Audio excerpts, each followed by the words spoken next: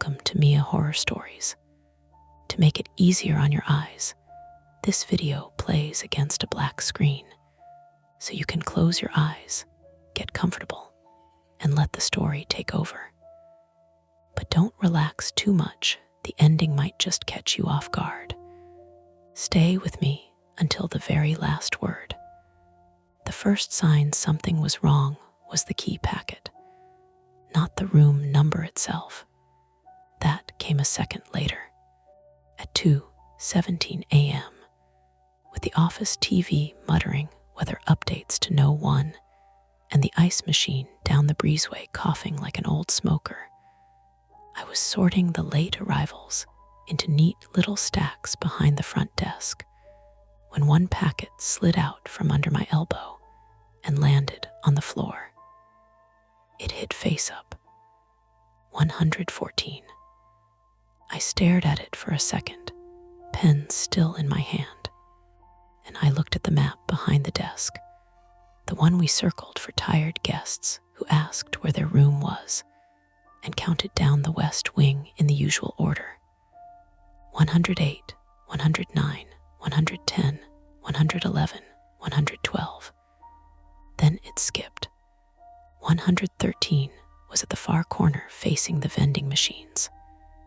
After that came the linen closet, then the locked maintenance room with the swollen door that never shut right.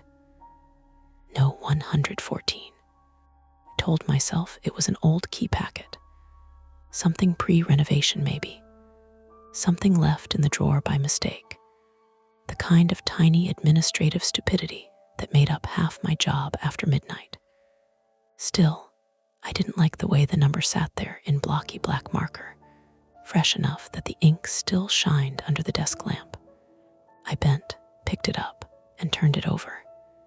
Inside was a white plastic key card and a registration slip paper clipped behind it. No guest name, no rate, no initials, just 114. That was when the night bell rang. Not the phone, the bell at the counter. A quick flat tap, like someone didn't want to be rude, but also didn't care if they startled you. I looked up too fast and knocked my knee against the drawer. The woman standing on the other side of the counter lifted one hand a little in apology. "Sorry," she said. I said hello twice. "It's okay." I straightened and put the packet face down beside the keyboard. "Long night. Need a room?" She nodded, then glanced toward the parking lot behind her. One room, ground floor if possible, just until morning. She was maybe mid-30s, white, wearing jeans, a charcoal sweatshirt, and the look of somebody who had been driving for too long under bad fluorescent lighting. Her hair was tied back badly, not messy on purpose, just practical. One of those faces that seemed younger until the strain in it showed. She kept rubbing at the base of her thumb with her opposite hand. Behind her, through the office glass, a silver Subaru wagon idled under the motel sign. Someone was asleep in the passenger seat, head against the window. "Sure," I said. "ID and card, please. My name is Daniel Mercer." I was 29 that fall, male, and 6 months into the kind of job people took by accident, and then kept because it turned out being awake all night paid slightly better than being broke during the day. I worked the desk at the Cedar Crest Motor Lodge off Route 23 outside Dayton, Ohio, doing the books, checking in stragglers, unclogging toilets when maintenance stopped answering, and pretending not to notice when couples paid cash and asked for rooms far from the office. I had taken the night shift because it suited me, or that was what I told people. The truth was simpler and smaller and harder to say without sounding ridiculous. I hated sleeping. Not insomnia exactly. I could sleep. I just didn't trust it. Ever since my father died of a stroke alone in his recliner, 2 states away, after telling everyone on the phone he was just tired. I had developed this stupid, private superstition that if something bad happened at night, being awake might somehow count as preparedness. It made no sense. I knew that. But sense doesn't always get the final vote. So I worked nights. I watched numbers line up in spreadsheets. I listened to tires hiss on wet pavement. I stayed awake and called it a lifestyle.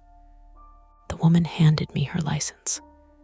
Laura Bennett, 36, female, Indianapolis, Indiana. Her card shook once against the laminate counter, just enough that she noticed I noticed. "You okay?" I asked, not because I was warm and human at 2:18 in the morning, but because nervous guests sometimes turned into problem guests. "Yeah," she said too quickly. Then, after a second, "My brother's asleep in the car. He had surgery last week. We were trying to make it to Columbus, and she glanced over her shoulder again. I was getting tired enough to start making bad decisions. "That's a good time to stop," I said. She gave me a thin smile. "That's what I figured." I typed her in, found a vacancy in 107, and slid the form over for signature. While she signed, the back office door opened and Hector came out carrying a dripping mop bucket with one hand and a roll of trash bags tucked under his elbow. Hector Ruiz was 58, male, born in Texas, and had been head of maintenance at the Cedar Crest for longer than anyone could pin down. He moved with a permanent stiffness in his left leg from an old ladder fall, and his face always looked mildly disappointed by whatever room he just walked into. He distrusted new plumbing, chain restaurants, and anyone who said no worries, when clearly there were worries. He stopped when he saw Laura. "Oh," he said, "didn't know we had company." "Late check-in," I said. "You fixed the leak, temporarily." He set the bucket down with a wet clank and wiped his hands on his work pants. "Bathroom in 122 needs new supply line, but of course it chose tonight." Laura shifted, polite but tired. Hector nodded to her. "Evening, ma'am." "Hi." His eyes moved to the key packet half hidden by my keyboard. He stilled. It was a tiny pause, maybe 1 second, but I saw it. Then he looked at me, too neutral. "You finished the audit yet?" "Almost." "Good." He lifted the bucket again. "Don't forget to print the occupancy report before the system kicks over. It freezes after 3. "Yeah." He lingered just long enough that I thought he might say something else, then took the bucket through the rear door and let it swing shut behind him. Laura exhaled through her nose. "He seems cheerful." "That's him in a good mood," I said. This got a better smile. I encoded her card, gave directions to 107, and told her ice was at the opposite end of the building, though half the machine was frozen up and would probably require violence. She thanked me, took the packet, and headed back out. Through the glass, I watched her lean into the passenger side of the Subaru and speak softly to the man inside. He startled awake, blinked around like he didn't remember where he was, then nodded. When they pulled around the side of the building, the office got quiet again in that motel way that wasn't truly quiet at all. The vending machine compressor hummed. The TV meteorologist smiled over a storm radar map. Somewhere out in the West Wing, a toilet refilled with a hollow, rushing sound. I turned the packet for 114 back over. No name, no initials, no room rate. The plastic card inside wasn't one of ours, I realized now. Ours had the motel name printed in crooked green lettering. This one was plain white. That bothered me more than the room number. I opened the reservation system and searched 114. Nothing. I checked tomorrow's arrivals. Nothing. I went into the old archived property maps from before the owners switched software 2 years earlier. Same numbering pattern. No 114. There was a binder under the desk with emergency procedures, fire routes, appliance serial numbers, and for reasons I never understood, a laminated page about bats. I pulled out the property plans tucked in the back pocket, cheap black and white copies of the blueprints the county inspector had asked for last spring. West Wing, 12 units, even numbers on one side, odd on the other. No 114. There was a rectangle between 112 and the maintenance room, but it was marked utility/access, no guest entry. I heard the rear door open again. "You got a minute?" Hector asked. He was back without the mop bucket. His gray shirt sleeves were rolled up and his forearms were shiny with old water and dust. I held up the packet. "What is this?" His expression didn't change, which was its own kind of answer. "Where'd you find it?" "Under the check-in packets. Like someone put it there on purpose."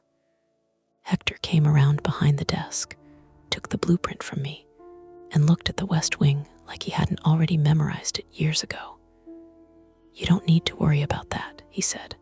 "Okay, but I am anyway." He set the blueprint down carefully. "Throw it out. That's not an explanation." He rubbed a hand over his mouth. Hector had that habit when he was choosing between lying, refusing, or saying just enough to create a larger problem. "Used to be an extra unit there," he said finally. "Long time ago, before your time, before mine maybe. Numbers changed. Sometimes old materials turn up. The card isn't old." He looked at the packet in my hand and then away from it. Then somebody made a joke. "Who?" He shrugged with only one shoulder. "Night staff gets bored. There is no other night staff." That almost made him smile, but didn't. I lowered my voice, though there was no one to overhear. "Hector," he sighed. "Danny, every building has junk in it. Old keys, wrong labels, dead wiring that goes nowhere. If you start treating every weird little leftover like it means something, this place'll eat your nerves."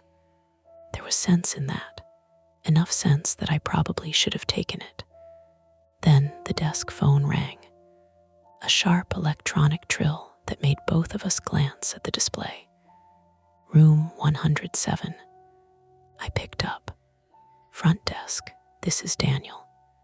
For a second there was only a faint crackle and the drone of a TV in the background. Then Laura said, very quietly, "Hi, sorry. I know this is strange. What's wrong?" Another pause.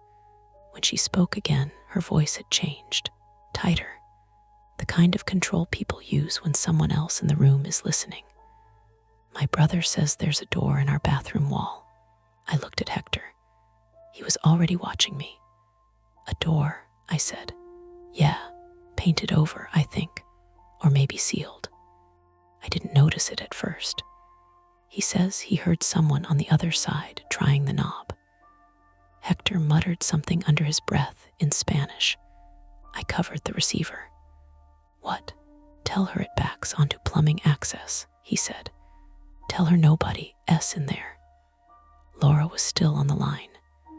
I could hear a man talking in the background now, low and irritated, words blurred by distance. "Ma'am," I said, "there are utility spaces behind some of the walls in that wing. It could be pipes knocking, or it's not pipes," she said. That shut me up. I heard the brother more clearly now.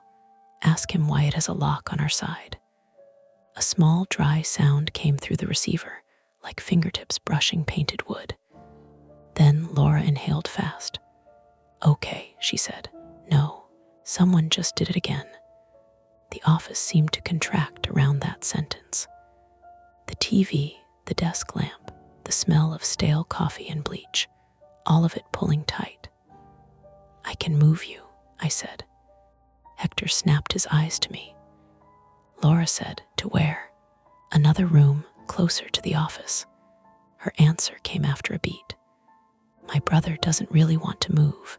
He thinks maybe this is just one of those old motel things, and I'm making it worse by calling." "Does he want me to come look?" That made Hector speak aloud, no longer caring if she heard. No, Laura heard him anyway. "Who was that?" "Maintenance," I said. On the other end, the muffled brother said, louder this time, "Ask them what room is on the other side." I looked at the blueprint on the counter, at the blank white card, at Hector, whose jaw had gone so tight it sharpened his whole face. "Ma'am," I said, "would you and your brother be willing to come back to the office for a minute?" Why? Because I didn't like whatever was happening in 107. Because I liked even less that Hector seemed to know something and was trying to sit on it. Because if there was some old access corridor or maintenance crawl space with a door opening into guest bathrooms, I needed eyes on it before this became a police report or a lawsuit or both. But I couldn't say any of that yet. So I said, "Because it'll be easier to sort out here." I waited. Outside, a truck downshifted on the highway. Somewhere far off, a siren rose and flattened and disappeared. Laura covered the phone, spoke to her brother, then came back on. "He says we should just leave."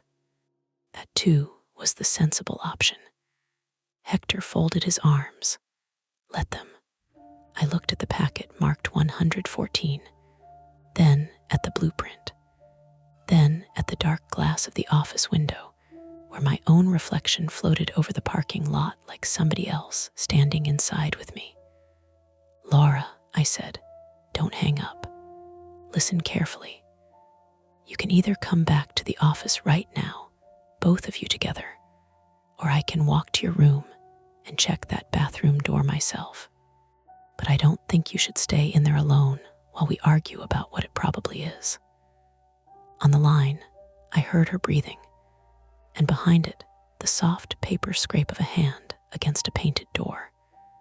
When she answered, she sounded like she had already made half the decision and hated both halves. "Okay," she said, "which do you want us to do?" And that was the moment it stopped feeling like a mistake on a key packet and started feeling like a choice. Laura didn't answer right away. I could hear the brother talking behind her again, more insistent now, his voice rough with sleep and irritation. "What's he saying?" he asked. "He says we can either go back to the office or he can come check it," Laura told him. "Tell him we're not moving all our stuff again. You brought one duffel bag. That's not the point." I glanced at Hector. He was staring at the phone like it had personally betrayed him. "Danny," he muttered, "just move them." Laura came back on the line. "My brother says it's probably nothing," she said, "but he'd like someone to look." "Okay," I said. Hector shook his head immediately. "No," I covered the receiver again. "Why not?" "Because there's nothing to look at," he said. "That's not how it sounds." "That's exactly how it sounds." His voice was low but tight. "Old buildings make noises. Pipes expand. Paint cracks. Guests get nervous. You go down there, and you'll spend the next hour calming them down about shadows." Or, I said, "someone's trying to get into their bathroom." That landed between us. Hector rubbed his temple with 2 fingers. "You want the truth," he said quietly. "Yes. The truth is you start digging around in those walls tonight, and you're going to make a bigger problem than you solve." "Why?" He didn't answer that. Laura's voice came through the receiver again. "Hello. Sorry," I said. "Just talking with maintenance. I'll come take a look." Hector closed his eyes for a moment like a man bracing for a headache. Laura exhaled. "Okay, thank you." I hung up. For a second, the office was just the hum of fluorescent lights, and the distant whine of a passing semi on the highway. Then Hector said, "You shouldn't do that." "You're welcome to explain why," I said. He pointed at the packet on the desk. "That thing showing up tonight. You don't find that odd?" "Everything about tonight is odd." "Exactly." I grabbed the office flashlight from the drawer and clipped it to my belt. "If someone's in the walls," I said, "I'd like to know about it." "There's nobody in the walls." "You seem very sure." "I've been in every crawl space in this building." "That was before tonight." Hector gave a frustrated laugh that had no humor in it. "You think this place grows new rooms after midnight?" I looked at the packet again. 114. "Apparently, it grows new keys." He didn't respond. Instead, he grabbed his own flashlight from the shelf behind the mop closet. "Fine," he said. "We go together." "You don't have to." "Yeah," he said. "I do." The West Wing always smelled faintly like laundry detergent and old carpet. At night, it was worse. The hallway lights were dimmer than the office ones, and the ice machine down the corridor gave off a low mechanical buzz that made the air feel heavy. Room 107 was halfway down. Subaru was parked outside with the engine off now, windshield fogged slightly from the difference in temperature.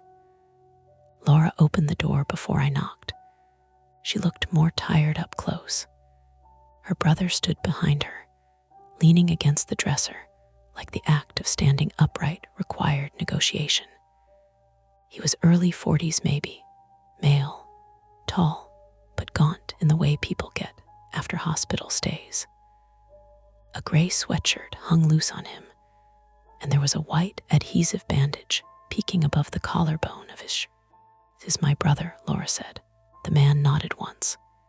"Ethan Bennett," he said, 41. "Daniel," I said. "Night auditor," Laura added. Hector stepped into the doorway behind me. "Hector Ruiz, maintenance." Ethan's eyes moved between us with a kind of tired skepticism. "Okay," he said. "Before this becomes a whole thing, I want to say I'm 90% sure this is just a weird building quirk." "Fair," I said.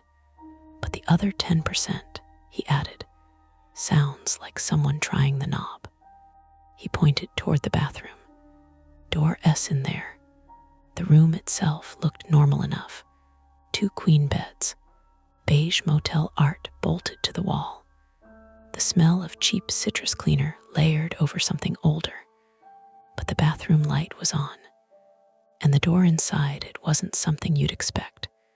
It was narrow and painted the same color as the wall, but you could see the edges where several coats of paint had tried and failed to hide the seam. A round brass knob sat at waist height, a small keyhole beneath it. On the guest side, "That's not plumbing access," Laura said quietly. Hector stepped forward. He crouched slightly and ran his fingers along the seam. "Paint job sloppy," he said. "You didn't know this was here?" Ethan asked. Hector didn't answer immediately. Finally, he said, "This wing got sealed up years ago." "Sealed up from what?" Laura asked. He ignored the question. Instead, he turned the knob. It didn't move. "Locked," he said. Ethan crossed his arms. "That's what I told her." I leaned closer to the door. "Did you hear the sound again?" Laura nodded. "Twice, like someone tried it and stopped when we got quiet." Ethan added, "And once before she called." "Before you noticed the door?" I asked. He nodded. "Sounded like someone bumping something." Hector straightened slowly. "You hear anything now?" The room went still. The motel had that strange late-night quiet where every small noise carried. The ice machine humming down the corridor, a faucet dripping somewhere far away, a truck engine braking on the highway. For a few seconds, there was nothing. Then, a soft metallic click, not loud, but unmistakable. The knob twitched. Laura stepped back instantly. Ethan stiffened. Hector didn't move. Another small turn, like someone testing the mechanism. "Okay," Ethan said quietly. "That's new." My pulse kicked harder. "Someone's back there," Laura whispered. Hector finally spoke. "No," he said. "You saw that," Ethan snapped. "I did." "Then explain it." Hector pressed his ear to the door. For a long moment he listened. Then he knocked, 3 firm raps. "Maintenance," he called through the wood. "If anyone's in there, identify yourself." Nothing. No footsteps. No response. Just the faint hum of motel electricity. Ethan rubbed the back of his neck. "I hate to say it," he muttered, "but if someone's living in the walls, I'd really like to know before I brush my teeth." I glanced at Hector. "What's behind it?" He hesitated. Then he said something that made the room colder. "A service corridor," Laura blinked. "A what?" "Old access passage," Hector said reluctantly. "Runs between the rooms for plumbing and wiring. Guests can open it from their bathroom," Ethan said incredulously. "They're supposed to be sealed." "Supposed to be." Hector rubbed his face again. "This building's 40 years old." "That's not an answer. It's the one you're getting." Ethan looked at me. "Can someone be inside that corridor?" "Technically," I said. Laura folded her arms. "Then we should probably find out who." Hector shook his head immediately. "No, why not?" she asked. "Because there's only one entrance." "Where?" He pointed vaguely down the hall. "Maintenance area." "Then let's check it," Ethan said. "Not tonight." That answer didn't sit well with anyone. Ethan took a step forward. "Look, man, I just got out of surgery. I'm exhausted. If there's some random person in the walls, I'd rather deal with it now than lie awake wondering." Hector's jaw tightened. "You don't understand." "Then explain." He looked at the door again.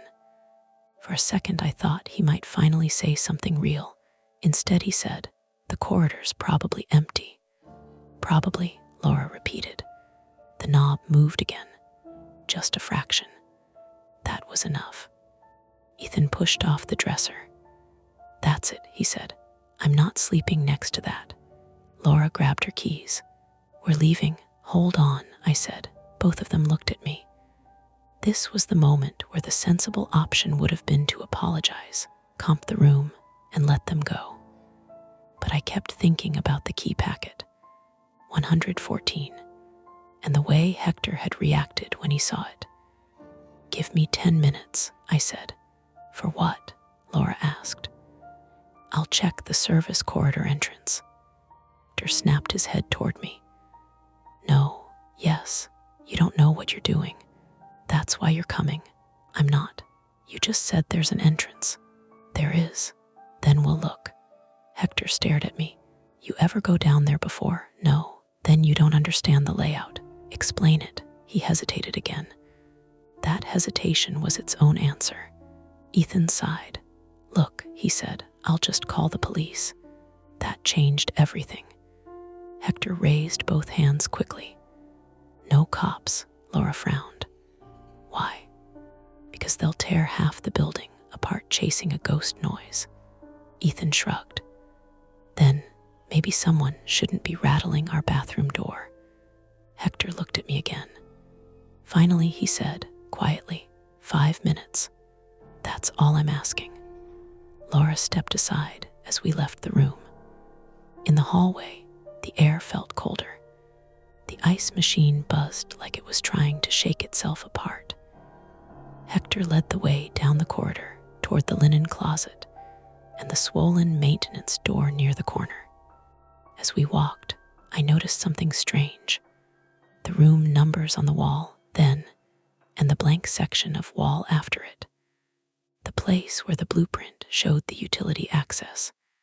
Hector stopped at the maintenance door. He unlocked it with a small brass key from his pocket. Inside was a narrow room filled with pipes, stacked towels, and the smell of old plaster. At the back was another door, metal, unpainted. A padlock hung from the latch. "Service corridor," Hector said. Ethan stepped forward. That's it. That's it. I crouched beside the padlock. It looked new, too new. You said this got sealed years ago, I said. It did. So why replace the lock? Hector didn't answer. Laura leaned closer. Can we open it? Hector hesitated. Then he pulled another key from his ring. If we do this, he said, we do it fast. He unlocked the padlock. The metal door creaked open a few inches. Cold air spilled out, and with it, a faint beam of light from somewhere deep inside the corridor. Not ours. Someone else's flashlight. Hector froze. Ethan whispered, okay, that's definitely a person. Then the beam moved, fast, racing toward the door, and something slammed hard against the other side. The metal door shuddered in Hector's hands. Someone inside grabbed it, trying to pull it open wider. The metal door bucked in Hector's hands, not violently, not like someone trying to break through a barricade, more like a shoulder bump. Then another, testing the weight of it. The flashlight beam inside the corridor jerked sideways and vanished deeper into the dark. Ethan took a step back. Okay, he said quietly. That's not maintenance. Hector shoved the door shut instinctively and snapped the padlock back through the latch. The metal rang. We stood there breathing hard, listening. On the other side of the door, something scraped against concrete. Then silence. Laura whispered, did we just lock someone inside? Hector didn't answer. I leaned closer to the metal panel. Hello. I called, you in there? Nothing. The service room smelled like dust and warm pipes. The only light came from a naked bulb overhead that flickered every few seconds like it was reconsidering its life choices. Ethan rubbed his forehead. Let us be clear, he said. There is a person inside your walls. Hector's jaw worked. Probably a transient, he muttered. Probably, Laura snapped. People get into buildings, Hector said. Utility corridors, crawl spaces. Happens. And you didn't mention that earlier, Ethan asked. I didn't think anyone was actually in there. I glanced down the narrow room. The service corridor door was at the far end. Behind us, the hallway led back toward room 107 and the rest of the West Wing. The front office sat about 50 yards down the breezeway. The layout was starting to settle into my head like a map. Okay, I said slowly. First priority is figuring out if this guy can get into guest rooms. Laura folded her arms tighter. He already tried ours, Ethan added, and he's got a flashlight. That bothered me more than it should have. Flashlights meant preparation, not someone just sleeping rough in a crawl space. Hector sighed heavily. We call the police, Laura said. No, Hector said immediately. Ethan stared at him. You said that earlier. Why? Hector rubbed his temple again. Because they'll shut this place down while they investigate. Good, Laura said. That's not good for the owners. That's not my concern. I cleared my throat. Let's slow down. Everyone looked at me. That was the downside of being the one behind the desk most nights. When something weird happened, people automatically treated you like the authority, even if you were just the guy who knew where the spare towels were. We don't know who's in there, I said. If we call the police right now, and the guy bolts through the corridor into another part of the building, they'll spend the next 3 hours tearing open walls. Better than leaving him in there, Laura said. Agreed, Ethan added. Hector crossed his arms. There's only one door, I gestured to the metal panel. That one.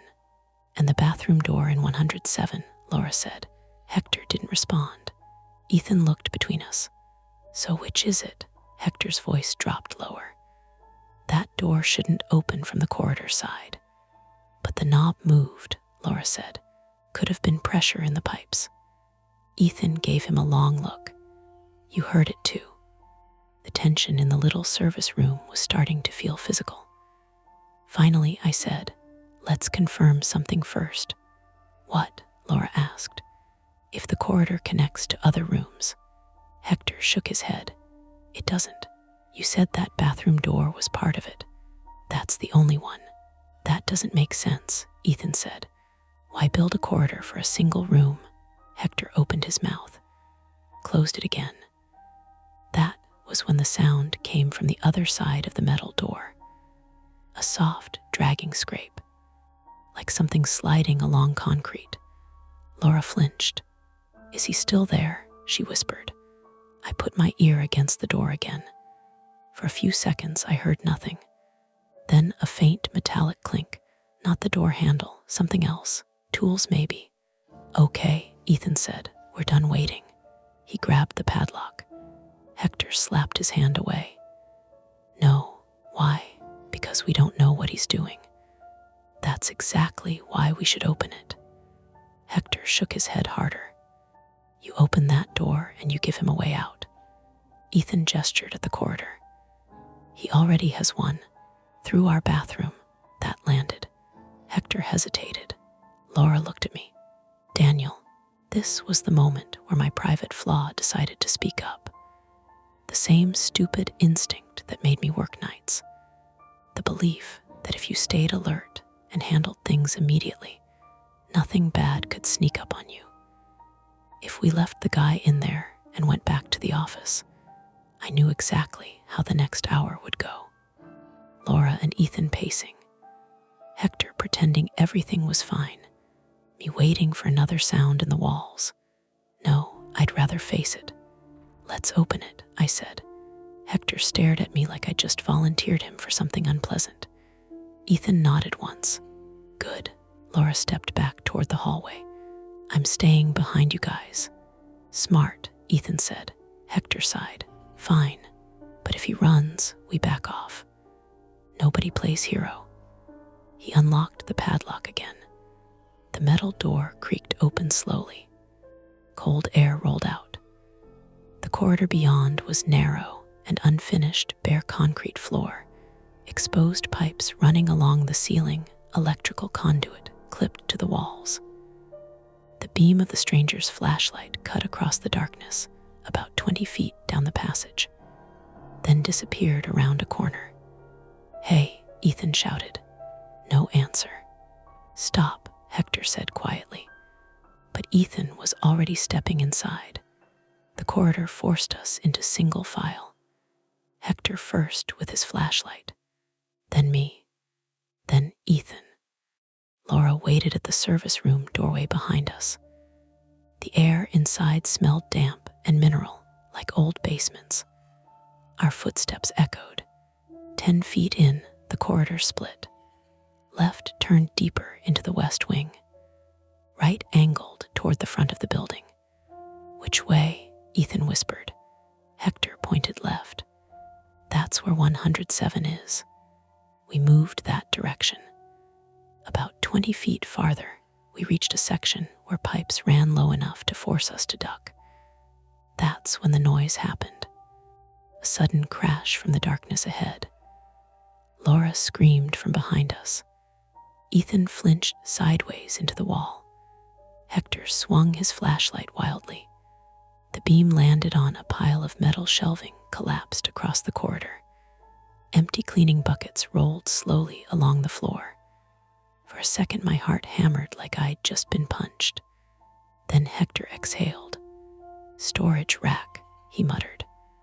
"What knocked it over?" Ethan asked. Hector nudged one of the buckets with his foot. Probably him running. Laura's voice floated from the corridor entrance. "What happened?" "Nothing," Ethan called. "Just some junk." The adrenaline left my legs shaky. That was the misdirection moment. For half a second, I'd imagined something much worse, but the explanation was simple. Someone bumped a shelf. Still, the corridor ahead was now darker. No flashlight beam. "Keep going," Ethan said. Hector didn't move. "Why did he come this way?" he muttered. "What?" "This corridor dead ends." That made my stomach tighten. How far? I asked. 30 feet maybe. So he's trapped. Hector shook his head. Unless he knows something we don't. We stepped over the fallen rack. The corridor narrowed again. Water dripped somewhere ahead. Then we reached the end. Concrete wall. No doors. No ladder. No man. Ethan stared. What the hell? I swung my flashlight across the wall. That's when I saw the outline. A rectangle in the concrete. Painted over. Exactly like the bathroom door in room 107. Hector whispered something under his breath. Another door, Laura said behind us. Ethan turned the knob. Locked. Where does this go? He asked. Hector looked pale now. Shouldn't be there.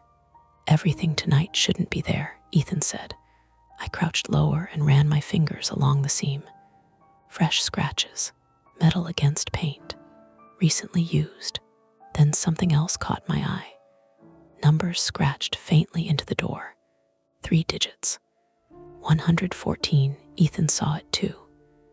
You've got to be kidding me, Laura said quietly. Is that a room? Hector didn't answer. But the corridor suddenly felt much smaller.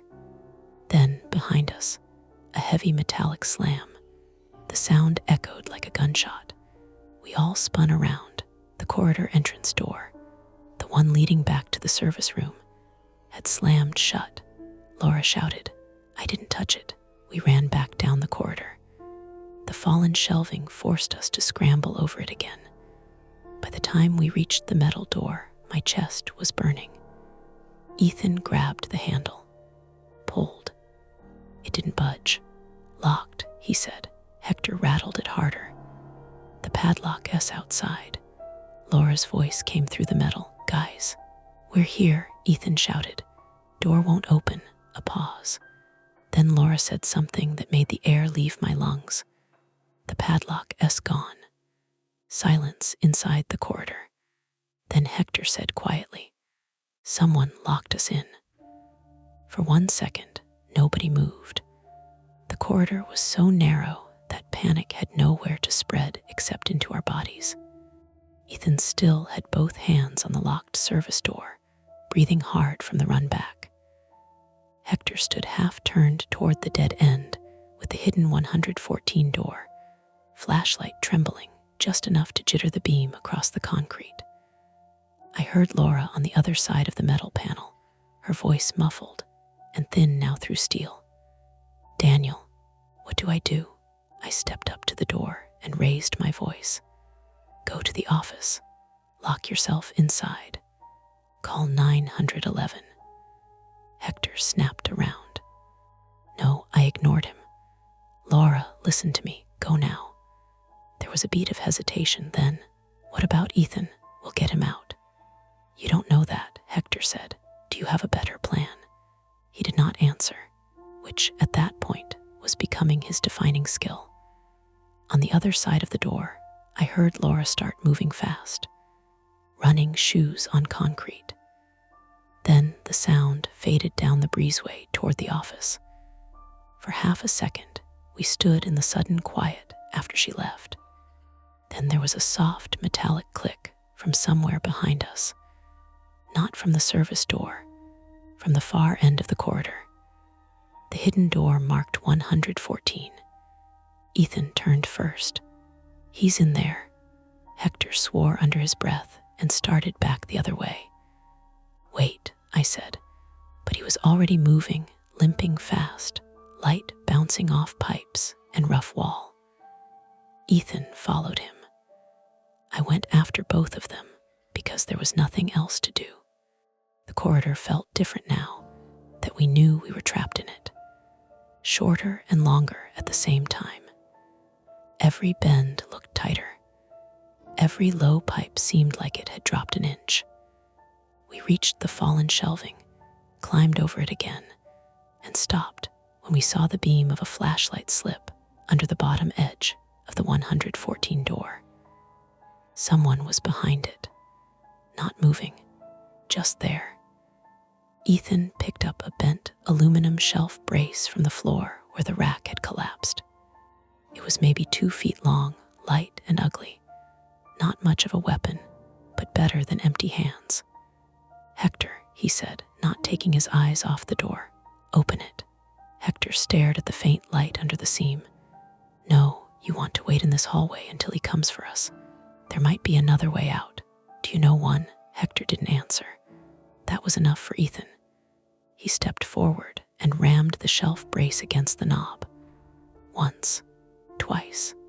The old brass rattled but held. "Ethan," I said. "Stop." He hit it again. The door on the other side flew open so suddenly, it almost took him with it. A man lunged out. Everything after that happened in pieces. A shoulder, gray hoodie, the chemical smell of old sweat and wet dust. Ethan shouting. Hector swinging the flashlight like a club. The beam spinning wild across concrete ceiling and exposed pipe. I saw the man crash into Ethan's chest first, driving him back into the wall hard enough to make a dull, flat sound I felt in my own ribs. Ethan grunted and folded around the impact. The shelf brace clanged to the floor. The stranger turned to run. I caught one side of his hoodie with both hands and got dragged 3 steps before my sneakers slipped on the damp concrete. He twisted hard. Fabric burned through my grip. His elbow drove backward into my cheekbone, bright and mean, and I lost him. He bolted past. Hector tried to block him and took the shoulder full on. He hit the wall with a gasp, flashlight flying from his hand and spinning along the corridor. The beam settled sideways, lighting pipes and dust in a flat white bar. "Don't let him," Hector started, but he didn't finish because he was clutching his bad leg now, face gone gray. The man made it maybe 10 feet before Ethan, hunched and one-handed from the wall impact, hooked a foot around his ankle and took him down. They went down ugly. No movie move, no clean tackle. Just 2 exhausted men tangling at knee height and slamming into concrete. The stranger's flashlight skittered away. He was younger than I'd expected, maybe mid-30s, white, stringy dark hair, thin in the face, but not weak. He moved like somebody who had been sleeping badly for a long time and getting by on nerves.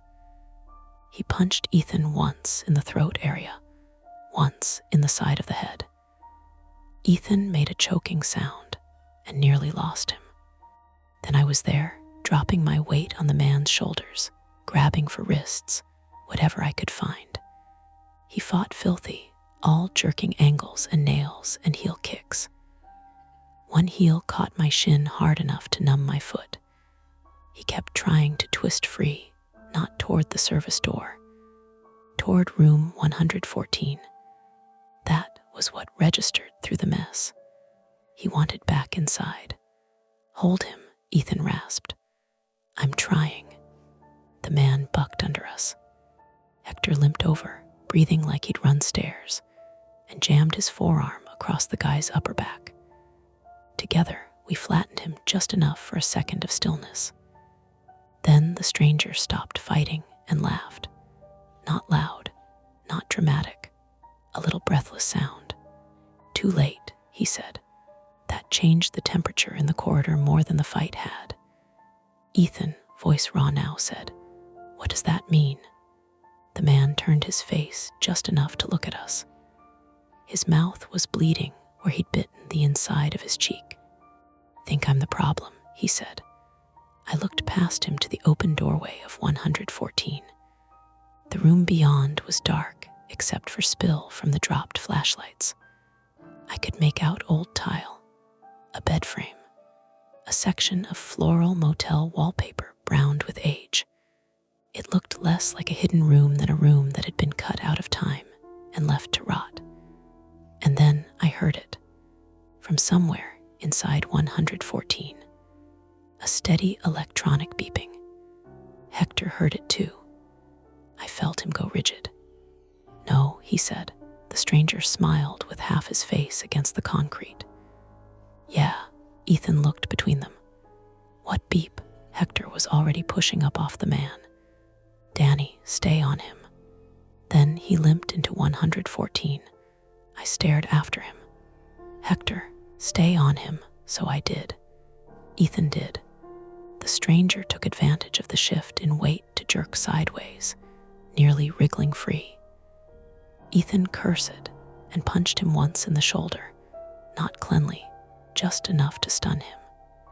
Inside 114, I heard Hector moving fast, shoving things aside. And I understood. Not a bomb, not exactly. Not some complicated thriller nonsense. Gas. The motel used older wall units in that wing, and old utility hookups still ran behind the service corridor. If somebody had opened a line or damaged one in a sealed room, the beeping came again. Louder now that my brain had a category for it. A gas detector. Ethan, I said, we may have a leak. His face changed. The stranger laughed again, smaller this time. May. Then he tried to throw himself backward into us with fresh energy. We almost lost him. I slammed his wrist against the concrete harder than I meant to. He yelled. Ethan got his forearm across the back of the man's neck and pinned him enough for us to breathe again. Inside 114, Hector shouted. He cut the flex line. Can you shut it off? I called. I'm trying. The room smelled wrong now that I was paying attention. Not strong. Not movie obvious. Just a faint rotten metal tang under the dampness and dust. The kind of smell you could miss if you were tired or already scared, which we were. The stranger said, almost conversationally. There's another line in the wall too. I leaned closer. Why are you doing this? He turned his head. In the crooked flashlight beam, his eyes looked fever bright, sleepless. Because they bricked me in there. I said nothing. He took that for permission to continue. Not physically. Not at first. They shut the room down, moved people around, changed numbers, pretended it was gone. But it was still there. I worked here. Night maintenance with a guy named Ron before him. He jerked his chin toward 114, toward Hector. They used it for cash guests, for people nobody wanted on the books. Then one girl disappeared and everybody got real interested in blueprints. Ethan stared. What girl? Didn't say dead, the man muttered. Just disappeared. That's how they kept it. He laughed again, a little hysterical now. Room that doesn't exist can't have records. Smart, right? My stomach turned. Hector, I said louder. What is he talking about? No answer from inside 114, just metallic clanking. The stranger kept talking because people like that do sometimes. Once the pressure breaks, words come out mixed with everything else. I came back because I remembered. I used to do repairs with Ron. I knew where the corridor was. Knew there was still power sometimes if the breaker held. Knew there were old boxes left in there. Papers. Were you the one at the bathroom door? Ethan asked. Yes, Jesus Christ. I was trying to see if anyone was in 107, he snapped.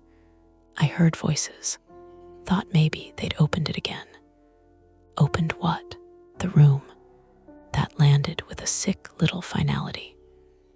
Room 114 wasn't a metaphor.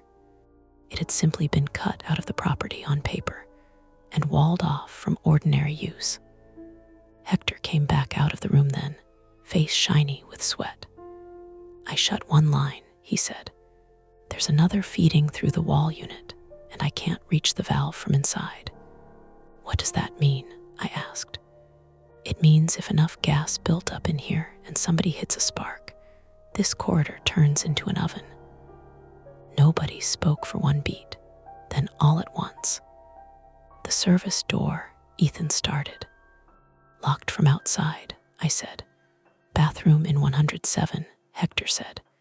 The stranger twisted under us again. That one sticks. Hector looked at him with open disgust. You sabotaged it.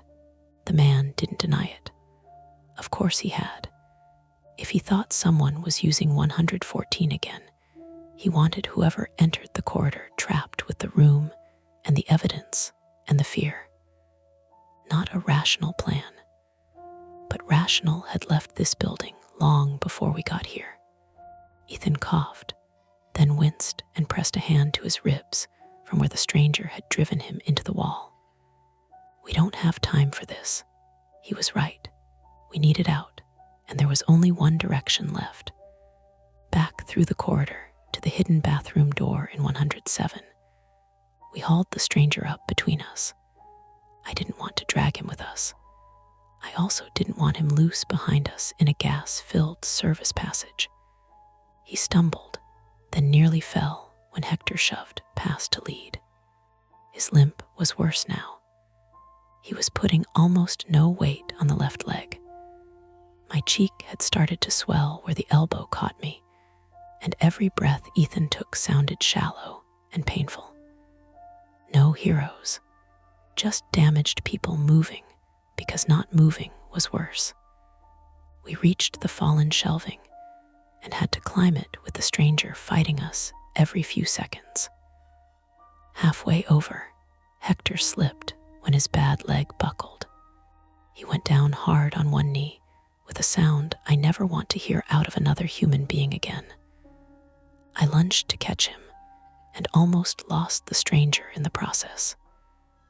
Ethan slammed the man into the wall to keep him there, then crouched and dragged Hector upright. I'm good, Hector lied. You're not, Ethan said. I'm moving, so we moved. The air felt heavier.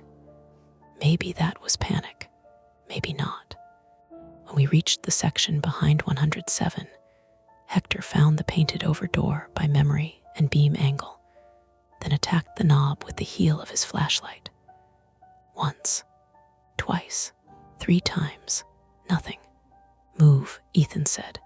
He took the bent shelf brace he'd picked back up and jammed it into the seam between door and frame. Pulled. The cheap wood trim cracked, but the latch held. The stranger, panting now, said, "Told you." I hit him in the stomach hard enough to fold him. Not proud of it. True anyway. Hector swung again. This time the flashlight cracked the knob plate loose. From the other side of the door, dimly, we heard pounding. Laura, Ethan, I'm here. His voice broke on the second word. Back up. He wedged the brace deeper. I grabbed with him. Hector braced one foot against the wall and hauled with both hands despite the leg. The wood around the lock tore in splinters. The door opened 3 inches, then stuck. Swollen frame. Paint buildup. Warped hinge. All the ordinary, boring reasons old motel doors become impossible. And behind us, from deeper in the corridor, the gas detector in 114 sped up. Hector heard it too. Again, we pulled. The gap widened enough for air from the bathroom to hit my face, bleach, motel soap, ordinary damp tile. Never been happier to smell bad lemon cleaner. Laura, I shouted. Help pull. Her fingers appeared through the gap. Then both hands.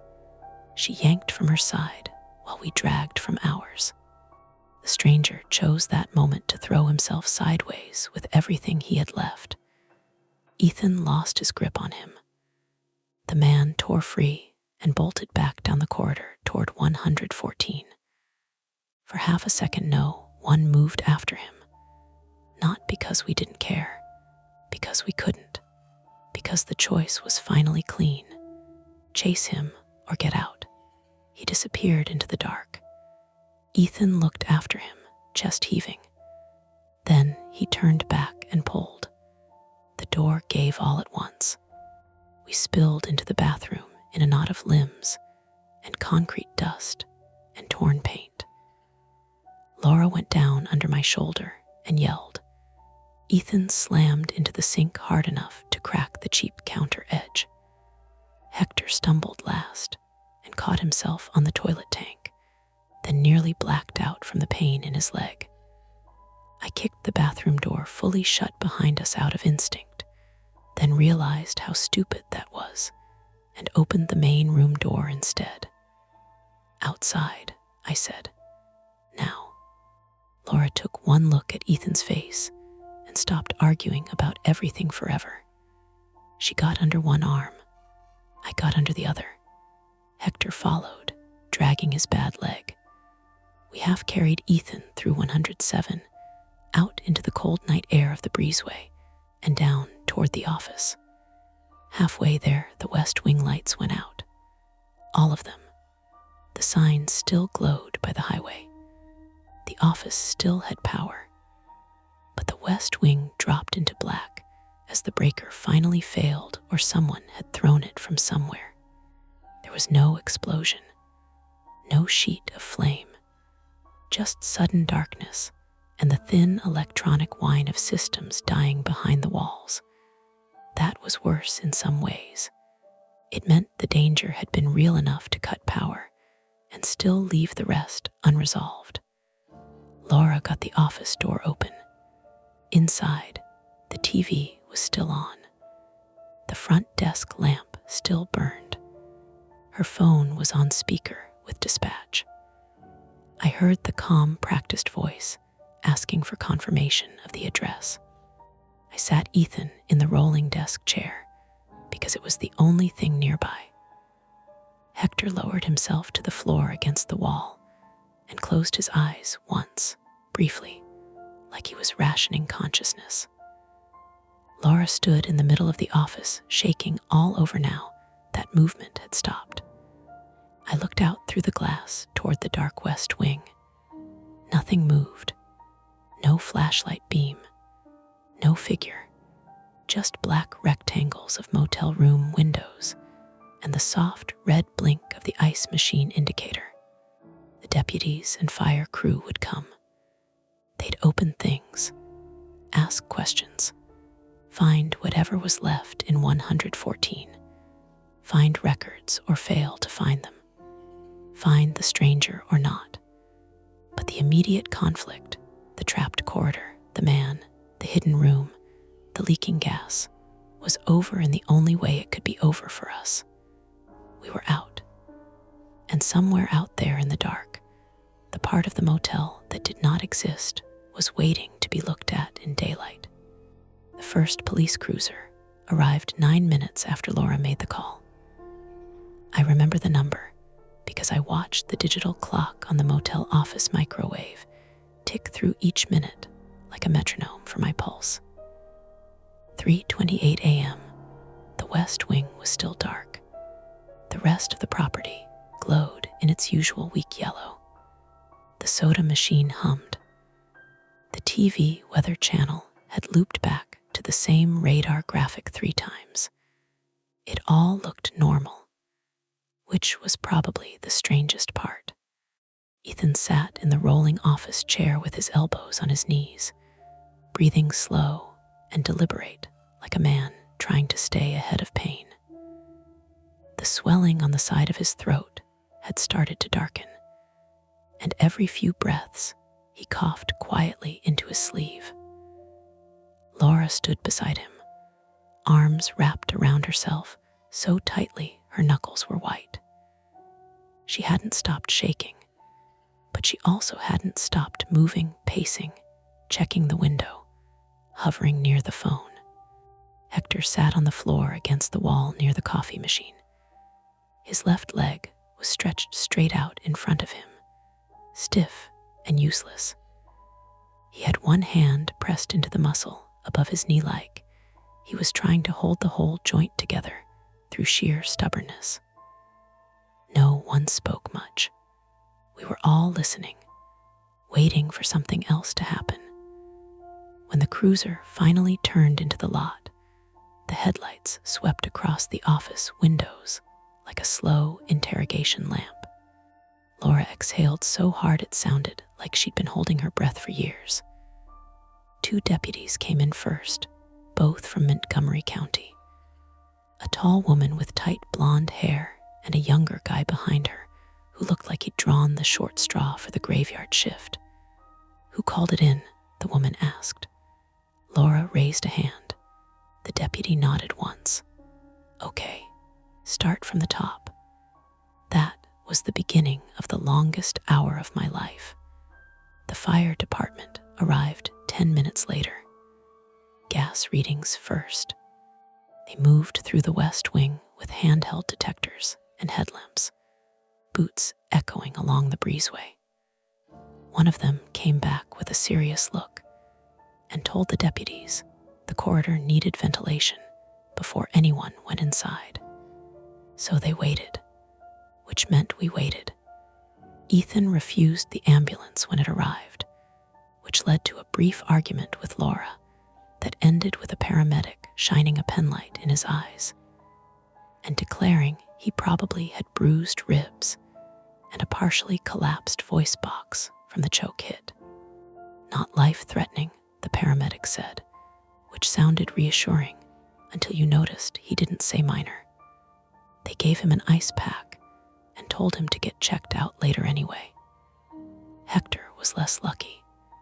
His old knee injury had turned into something worse when he went down on the concrete. The paramedics splinted it in place and got him onto a stretcher with the kind of careful efficiency that suggested they'd seen stubborn men like him before. While they worked, Hector kept his eyes on the floor. Not the deputies, not me, just the floor. When they wheeled him past the front desk, he stopped long enough to look at me. "Danny," he said quietly. "Yeah," he hesitated. "You shouldn't have opened that door." It wasn't accusation. It sounded more like regret. Then the paramedics rolled him out to the ambulance. The deputies took our statements separately. Laura first, then Ethan, then me. The blonde deputy, Officer Kendra Walsh, according to her badge, stood behind the counter while I talked, writing in a small notebook with a pen that clicked every time she paused. "So let me make sure I have this straight," she said. "You discovered an unregistered room number. Sort of a hidden corridor." "Yeah, and a man living inside your motel walls. Looks that way." She didn't look skeptical. She looked tired. "Did you know about the room before tonight?" "No." "Did your maintenance worker?" I thought about Hector in the ambulance. "I don't think he wanted to," I said. She wrote that down. Then she looked out the office window toward the dark West Wing. "Fire department says they'll clear the corridor in a few minutes. After that, we'll go take a look." I nodded. "Do you think the man's still inside?" she asked. I pictured the moment he ran. The way he moved toward 114 like the room was something personal.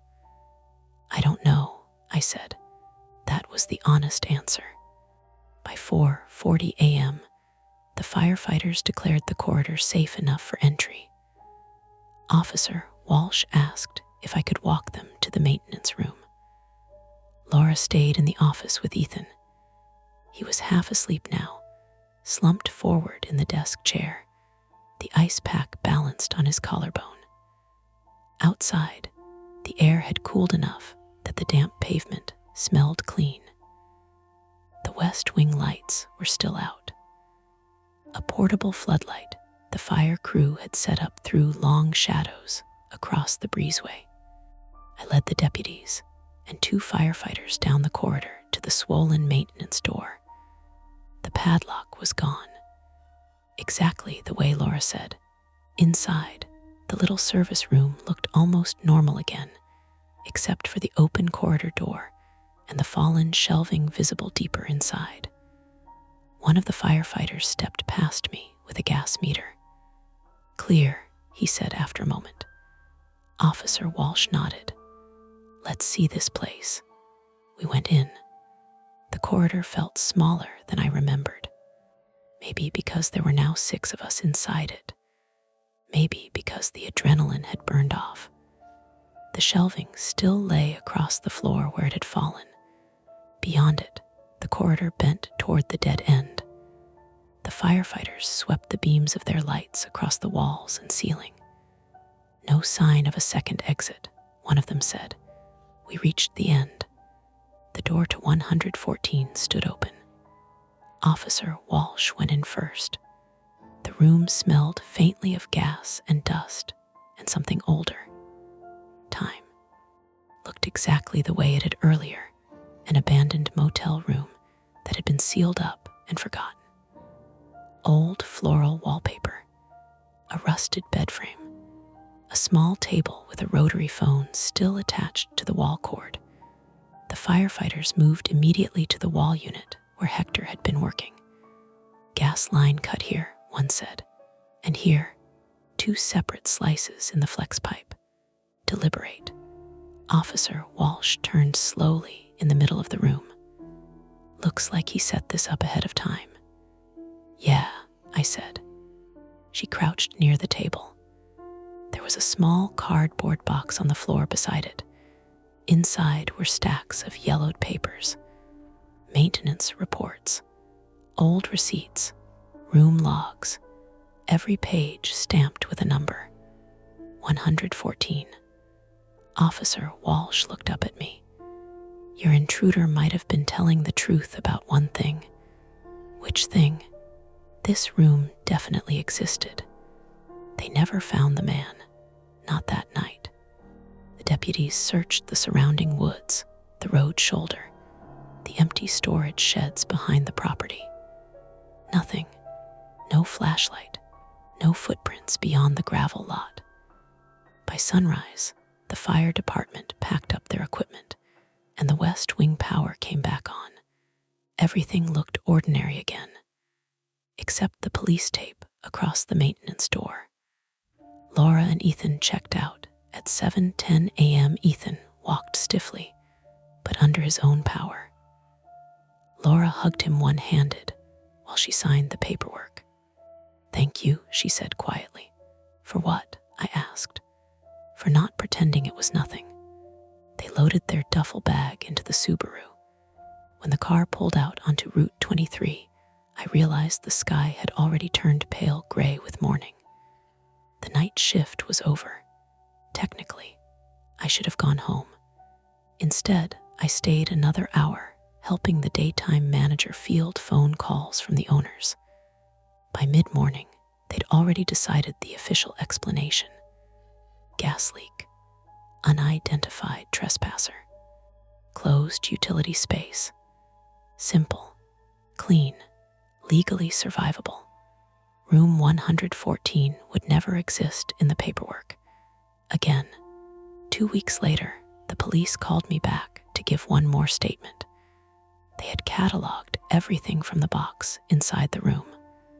Records going back nearly 20 years, some of them strange. A few missing pages where guest names should have been, but nothing directly tying the motel to a crime. No missing persons, no bodies, just the suggestion of a place that had been used quietly for things no one wanted documented. The intruder remained unidentified. Officer Walsh said they suspected he had worked at the motel years ago under a different owner. No records remained. The corridor entrance was sealed again, this time with concrete. I still work the night shift, not because I want to, because someone has to. The motel looks the same as it always did. The vending machine hums. The ice machine rattles. Truck tires hiss past on wet pavement outside. Guests come in at 2 a.m. asking for rooms near the parking lot. Ordinary things. But sometimes, when the office is quiet and the audit is finished, I catch myself looking at the West Wing map behind the desk. The numbers run neatly down the corridor. Then the linen closet. Then the maintenance room. Exactly like the blueprint says. No gap, no missing space, just a wall. Nights ago, while I was sorting key packets for late arrivals, one slid loose from the stack and landed face up on the desk. Fresh black marker, blocky handwriting. 114. I stared at it for a long time, then I turned it over. There was no key card inside, just the empty sleeve, and the faint smell of dust. That's it for this nightmare. If you enjoyed it, please like the video, subscribe to Mia Horror Stories, and turn on notifications. It really helps keep the stories alive. And don't stop here. Dive into another one of our videos and keep the fear going. You're listening to Mia Horror Stories, and today's story is I work at a toll booth, and the rulebook for the 3 a.m. shift is unsettling. The screen will stay completely black, letting your imagination do all the work. No visuals, no noise, just a story that creeps under your skin. Don't skip a second, because every detail builds to the chilling end you won't want to miss. The first strange thing was the ticket. It came through wet. Not rain wet. Not the normal clammy paper you get on a humid night by the coast. This one slid halfway out of the machine and stopped. Its edge darkened, as if it had been pinched between damp fingers for too long. When I pulled it free, cold moisture slicked across my thumb. I looked up automatically. Lane 4 was empty. No headlights. No taillights pulling away. No engine idling just beyond the booth. Only the toll canopy lights buzzing overhead, and the long black ribbon of interstate stretching west into Delaware, shiny in places where mist had settled on the asphalt. 3 in the morning had a way of flattening distance. Things looked near when they were far and dead when they were only quiet. I held the ticket between 2 fingers and leaned toward the glass. Nothing. A truck groaned somewhere far off, maybe down near the service plaza, and wind pushed the smell of wet concrete and diesel exhaust through the tiny crack in the booth window. The machine beside me clicked once, reset itself, and went back to waiting. I should have tossed the ticket in the anomaly bin and moved on. Stuff malfunctioned all the time. The printer jammed. Sensors tripped late. S-Pass readers misfired. At night, especially during the dead stretch between 2 and 4, the whole place felt like it was running on habit and stale electricity. Still, I kept looking out at the lane longer than I needed to. Then the radio at my elbow cracked alive and made me jump hard enough to knock my coffee against the console. "Cam, you sleeping in there?" I wiped at the spill with my sleeve and thumbed the mic. No, a laugh, all static and smoker's rasp. "You sound thrilled to be alive." That was Eddie. "My name is Cameron Vale, 28 male." And at that point, I had been working overnights at the Delaware Memorial Bridge Toll Plaza for just under 8 months. Long enough to stop flinching every time a tractor trailer shook the booth. Not long enough to stop telling people it was temporary. I took the job because temporary jobs were the only kind I seemed able to hold on to without disappointing somebody in a more permanent way. Night shift paid extra. Night shift had fewer supervisors. Night shift let me pretend I was choosing isolation instead of drifting into it. I lived in a 1-bedroom apartment in Penns Grove, New Jersey, with a sink that coughed rust for 10 seconds before turning clear. My mother called every Sunday and asked whether I was applying elsewhere.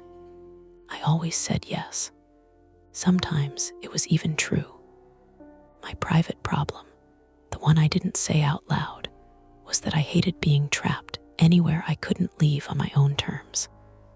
Elevators, windowless rooms, cars boxed in by traffic. The toll booth wasn't ideal. A fiberglass box barely wider than my outstretched arms, perched in a lane with concrete barriers hemming it in. But fear gets weird when money is involved. You can teach yourself to sit inside almost anything for $23 an hour plus shift differential. I looked again at the wet ticket and keyed the radio. Lane 4 just printed with no car. You sure? Eddie asked. Pretty sure. I'd notice a whole vehicle. That machine S been twitchy all week. Put it in the bin. I hesitated. It's wet. A pause. Wet how? I stared at the paper. One corner had started to curl, like somebody had it in their mouth.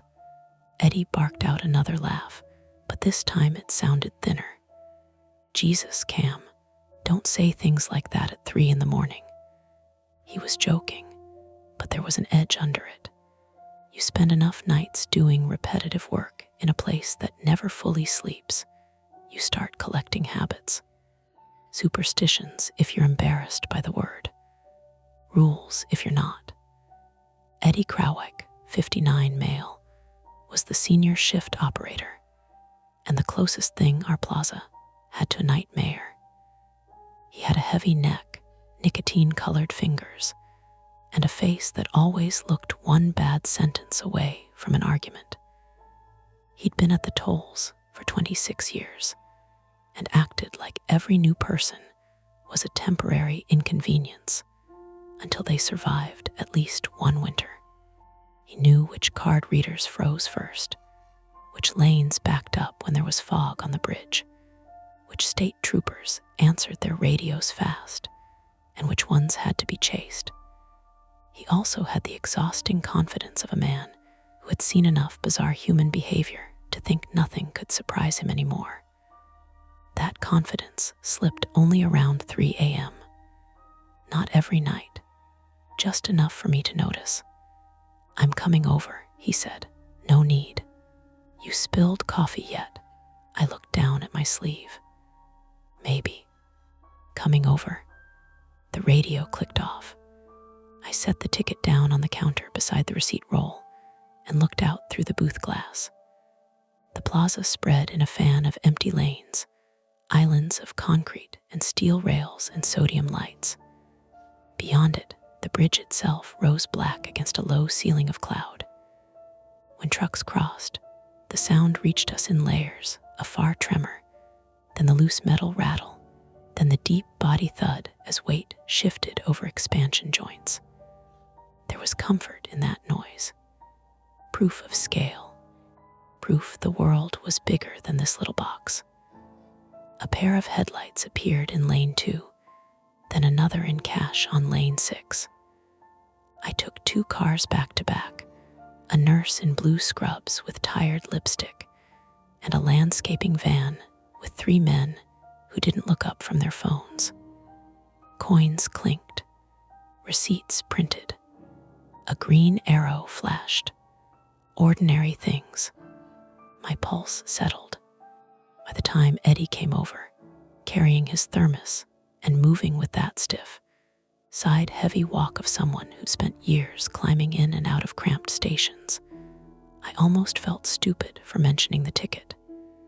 He ducked into the booth without asking, bringing cold air and cigarette smoke with him. Let me see. I handed it over. He squinted at the paper under the small desk lamp.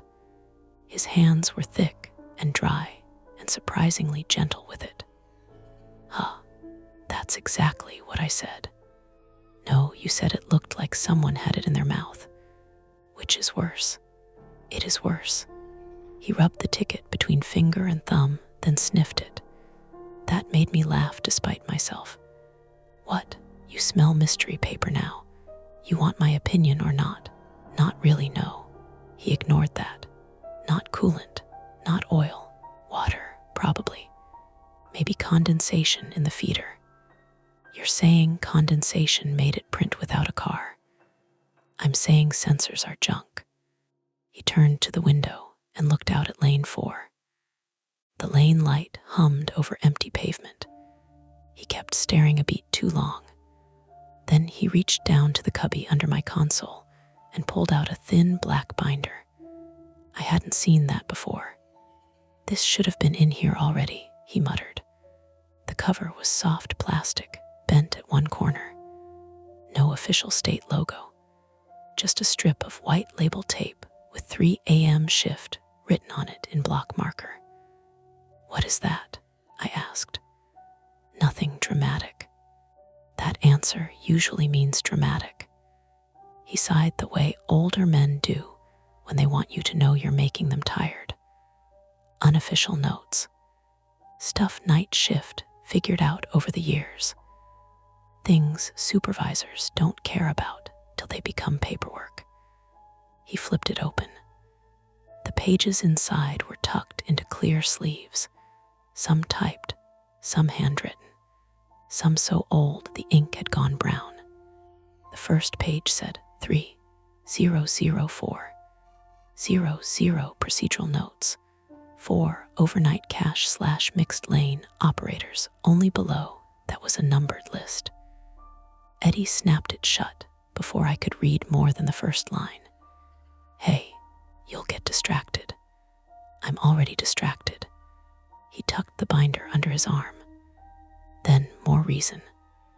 A chime sounded at the lane, and I took another car, a man in a pickup who handed me exact change without ever turning down his radio. Country music leaked through his cracked window. For a second, I could smell wet dog from the cab. Then he was gone, tires whispering over damp pavement. When I turned back, Eddie was still there. Why wasn't I told about a rulebook? I asked. It's not a rulebook. It says procedural notes. It says a lot of things. Eddie, he looked at me. Booth light caught in the red webbing of his eyes. Then maybe because it was late, maybe because he was tired, maybe because the ticket had bothered him more than he wanted to admit, he held the binder out. Fine. Read the first page only. I took it. The plastic was colder than I expected. The front sleeve crackled under my thumb. The list wasn't long. 7 items. Some were ordinary enough to almost be insulting. At 2:55 a.m., confirm booth latch is working from inside. Keep side window opening below 4 inches during transactions after 3:00 a.m. Do not leave the booth unattended between 3:00 and 3:20 unless instructed by control. If a driver says they were already waved through another lane, call control before lifting gate manually. If a vehicle remains at the line after payment clears, do not step outside. Log any ticket issued without visible vehicle contact. If lane 4 prints empty more than once in one shift, wake control supervisor. I looked up. What is this? Things that turned into incidents. What kind of incidents? The kind I don't need you inventing reasons for. That is not an answer.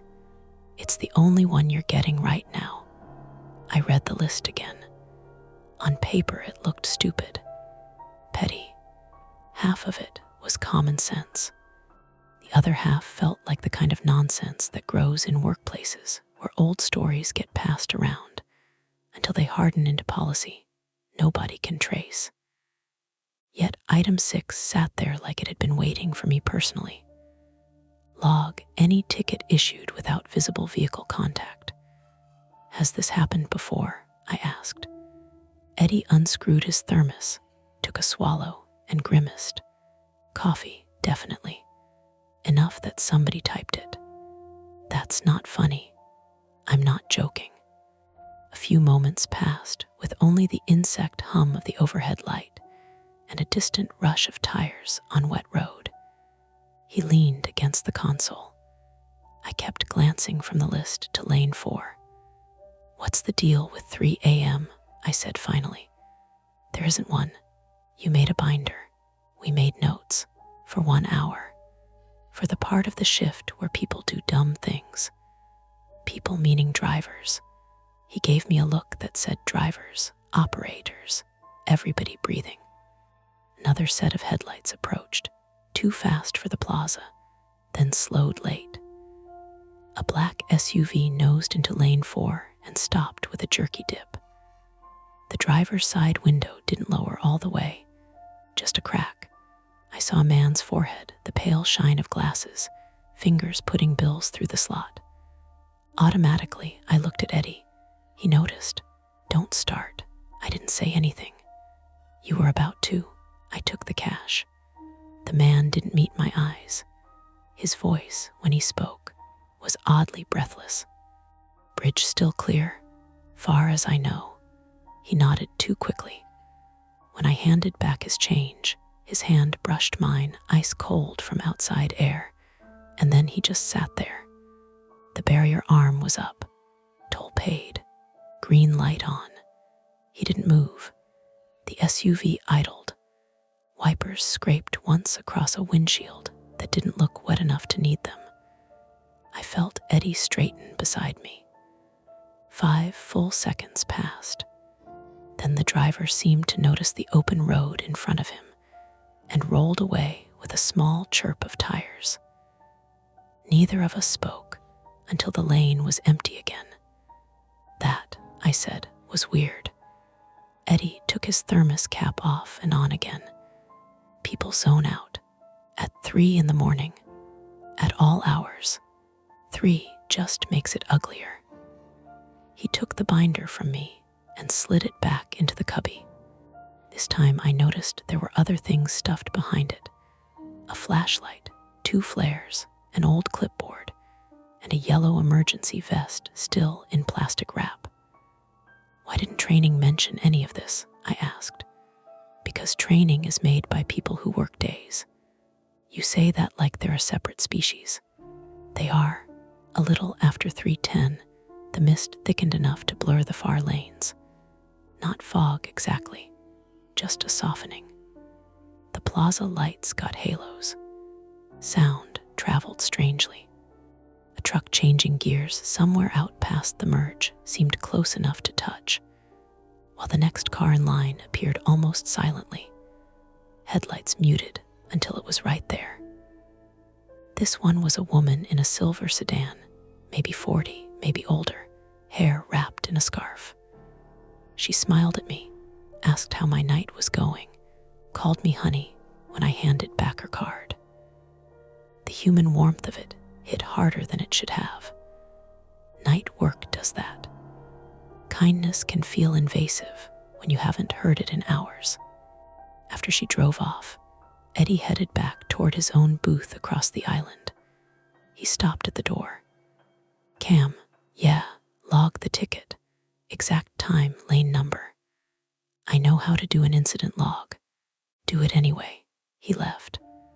I watched him cross the narrow, striped walkway between booths, shoulders hunched against the damp air. For a second, with the mist and the lights and the concrete all flattened pale and gray, he looked much older than 59. Just a man moving through machinery too large to care if he got home. I opened the log on the terminal and entered the anomaly. Time, 0302. Lane 4. Ticket issued, no visible vehicle present. Paper damp on retrieval. The cursor blinked after the last word. On impulse, I added, "Eddie notified." Then I sat back and listened. The booth had its own language by then. Relay clicks, printer whine. The faint rattle in the ventilation panel that maintenance never fixed. Outside, the wash of tires, then quiet, then a truck brake coughing somewhere off in the dark. My coffee had gone lukewarm and metallic. The wet ticket still lay beside the console, its edge curling tighter with each minute. I told myself the binder was just accumulated caution. That night crews everywhere made rituals out of bad experiences. Keep the window down. Don't step out. Confirm the latch. Things happen. Drunks. Panicked drivers. Robberies. People using toll plazas as choke points because they know someone has to stop. all explainable. Then at 3:17, lane 4 printed again. The machine spat the ticket halfway out with a sharp mechanical cough. No car. This time I didn't touch it right away. My mouth went dry, not from fear exactly, from recognition. The ugly, sinking kind. A thing happening once is static, twice is pattern. Across the island, Eddie must have heard it through the radio channel or guessed from the way I stood up, because his voice came in immediately, clipped and flat. "Cam, you got another one." I pressed the mic without taking my eyes off the lane. "Yeah," a beat of radio hiss. Then, "Don't open the door." I almost laughed, because I hadn't been planning to, because why would I? Because that was an insane thing to say. But before I could answer, headlights appeared at the far end of lane 4 where there shouldn't have been any yet, too sudden, too close, as if the car had come out of the mist already halfway there. They weren't bright, just low yellow beams, old halogens maybe, trembling a little with engine vibration. The vehicle rolled forward slowly enough that I couldn't make out the driver, only the shape. An older sedan, boxy, dark-colored, maybe green or blue under the lights, paint dull with road grime. Stopped exactly at the line. Didn't move, didn't roll the window down. The ticket remained in the machine between us, damp and waiting. The radio crackled again. Eddie's voice was quieter now. "Cam, you can either log it and call control like the page says," he paused, "or you can pretend this is normal and take the fare." I looked at the car, at the ticket, at the booth door reflected faintly in the side glass behind me. And for the first time all night, the little box felt as small as it really was. The sedan didn't move. The engine idled low and uneven, a dull mechanical purr vibrating through the lane divider. Its headlights were old halogens, yellow, weak, and they trembled slightly as if the motor mounts were loose. The ticket still stuck halfway out of the machine. I didn't reach for it. Across the island, Eddie's voice crackled again through the radio. "Cam, yeah, window still shut, mostly. Good." The sedan crept forward 3 inches, just enough that the beam of the headlights shifted across the concrete lip under my booth window. Then it stopped again. "Driver S not taking the ticket," I said quietly. "Maybe they're waiting for you." "Waiting for what?" "You." That was when the driver's window slid down, slow, electric motor whining softly. A hand appeared in the gap first, thin fingers, pale skin. Then the driver leaned slightly toward the opening. He was a man, maybe mid-40s, maybe older. Hard to tell in the light. Square glasses, heavy dark jacket zipped to the chin. The sort of face you'd see in line at a grocery store and forget immediately. Except for the way he was breathing. Short pulls, like someone who jogged up a flight of stairs. He didn't reach for the ticket. Instead, he said quietly, "Something's wrong with the lane." His voice carried oddly through the damp air. I kept my hands on the counter. "What seems to be the problem?" He pointed toward the machine. It already printed. My stomach tightened. "You mean you took one earlier tonight?" "No," he shook his head. "It printed before I stopped." Behind me, the booth printer clicked again as if it wanted attention. I glanced down. The damp ticket had slid a little further out. Lane 4 printed empty more than once. Item 7 in the binder. "Wake control supervisor." I lifted the mic. "Control, booth 4, static." No answer. I tried again. "Control, booth 4, do you copy?" Nothing but a soft carrier hiss. Across the island, Eddie's voice cut in. "Control S been flaky tonight." "Flaky how?" "Radio drops. That's not great timing. No kidding. The driver cleared his throat. You gonna take the fare or not? His tone wasn't angry, just impatient, like someone who expected the system to work. I forced a smile. Just 1 second. I pulled the ticket free. Still damp, still cold. I passed it through the slot. The man took it and glanced down. For a moment, his expression changed. Not confusion, recognition. Then he looked back up at me. You're new, 8 months, long enough. He folded the ticket once and placed cash through the opening. Bills, exact toll. While I counted it, he kept looking around the booth like he was inventorying everything. The cubby, the radio, the binder. Busy tonight, he asked. Pretty quiet. He nodded slowly. 3s when it gets strange. I didn't answer. The machine beeped and the barrier arm lifted. He didn't drive away. Instead, he leaned closer to the window.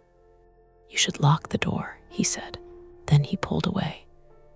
The sedan rolled forward and disappeared into the mist toward the bridge. For a few seconds, I just stood there. Then the radio snapped alive. What'd he say? Eddie asked. Nothing. Cam, he said 3s when it gets strange. Silence from Eddie, then a long exhale. Great. Do drivers usually say things like that? No. Have you seen him before? Not that I remember. Plate. I didn't check. Cam. I know. The printer clicked again. I turned slowly. Another ticket was feeding out. My throat tightened. That's 3, I said. Don't touch it. Too late. The ticket dropped into the tray.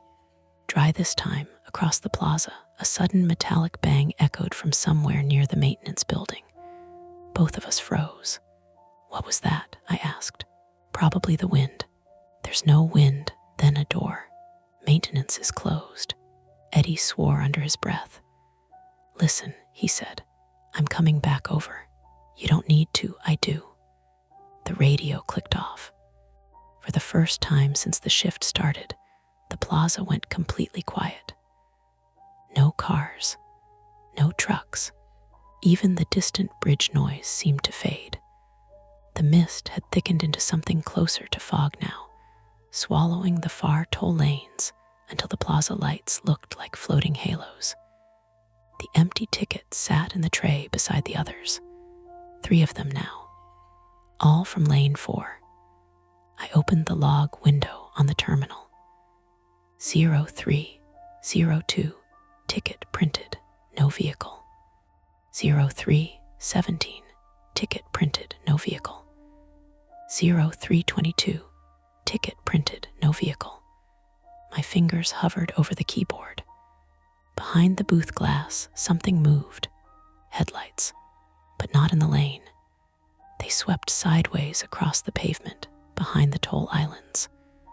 A vehicle was driving through the closed maintenance corridor that ran parallel to the booths. That lane was supposed to be locked overnight. I leaned closer to the glass.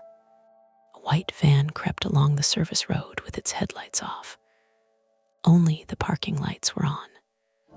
The van rolled slowly past the back of lane 6, lane 5 toward me. My pulse climbed. I grabbed the radio. Eddie, yeah, there's a van in the service lane. What van? No headlights. That lane's gated. Well, someone opened it. The van slowed near lane 4. The driver's window lowered. A man leaned out and looked toward my booth. He was younger than the sedan driver, maybe 30. Beard, ball cap, reflective vest. He looked like maintenance, but something was wrong. The vest had no company logo, just blank reflective strips. He stared at me for a long second. Then he raised a hand and tapped the side of his head like someone checking a headset. Evening, he called. His voice barely reached the booth. I didn't respond. Booth 4, he said again. You got a printer malfunction. How do you know? I asked through the cracked window. He smiled. Because we're here to fix it. We. The word hung in the air. I glanced behind him. The back of the van was dark. No markings, no ladder racks, no equipment boxes, just blank white panels. Across the island, Eddie's voice burst through the radio. "Cam, don't let him near the booth." The man in the vest must have heard the radio because his eyes flicked to the speaker, then back to me. "Your supervisor call that in?" "No," I said. He shrugged. "Still needs fixing." He opened the van door. For a moment, the interior light flicked on. I caught a glimpse of someone sitting inside. Another man. Then the light snapped off. My chest tightened. "Maintenance requests go through control," I said. "Control S been notified." I looked at the radio again. Still silent. The man stepped closer to the booth. Not toward the payment slot, toward the door. "Printer's probably jammed," he said casually. "You'll need to step out so we can open the cabinet." Behind me, the binder sat in the cubby. Item 3. Do not leave the booth unattended between 3:00 and 3:20. My watch read 3:24, technically outside the rule, but Eddie's voice cut through again. "Cam, yeah, you still in the booth?" "Yes, good, stay there." The man outside the door stopped. He could clearly hear the radio now. He leaned closer to the glass. "You going to listen to him all night?" he asked. Something about the way he said it made my stomach knot. Not angry, not threatening, just patient, like he expected time to solve the problem. Behind him, the van engine idled softly. The second man inside shifted, just enough for the silhouette to move. I realized something then. The sedan driver earlier, the way he'd looked around the booth, the way he'd told me to lock the door. My fear of being trapped had always worked one direction, being stuck inside something. But suddenly another thought pressed in. What if the booth was the only safe place? "What's the company name?" I asked the man outside. Hesitated, then smiled again. "State Maintenance." "Which contractor?" The smile didn't change. "You're new, 8 months, long enough." The exact same words the sedan driver had used. My pulse thudded harder. Behind me, the printer clicked again. Another ticket began feeding out. The man outside heard it too. His eyes slid past me to the machine. "See," he said softly, "printer problem." The ticket dropped into the tray. "4 now." Eddie spoke again. Low, tight. "Cam, that van's still there?" "Yeah." "Okay," a pause, then, "I just called state police." My stomach flipped. The man outside's head tilted slightly, like he could sense the shift in the air. "You really going to make this complicated?" he asked. "I'm not leaving the booth." He studied me for a moment. Then he sighed. "Fine." He walked back toward the van. My shoulders loosened a little. Maybe that was it. Maybe he'd give up. But instead of getting into the driver's seat, he walked around the back of the van. The rear doors opened. 2 more men stepped out, all wearing the same blank reflective vests, all looking toward booth 4. The man I'd spoken with leaned casually against the van. "All right," he called. "Let's try this another way." My hand tightened on the radio. "Eddie, yeah, there are 4 of them now, static." Then Eddie said something I'd never heard in his voice before. Real fear. "Cam, lock the door." I looked at the door, the latch. Item 1 from the binder. Confirm booth latch works from inside. My private fear twisted in my chest again, the thought of being sealed inside this fiberglass box. But outside, the men had begun walking toward the booth. Slowly, not running, just closing distance.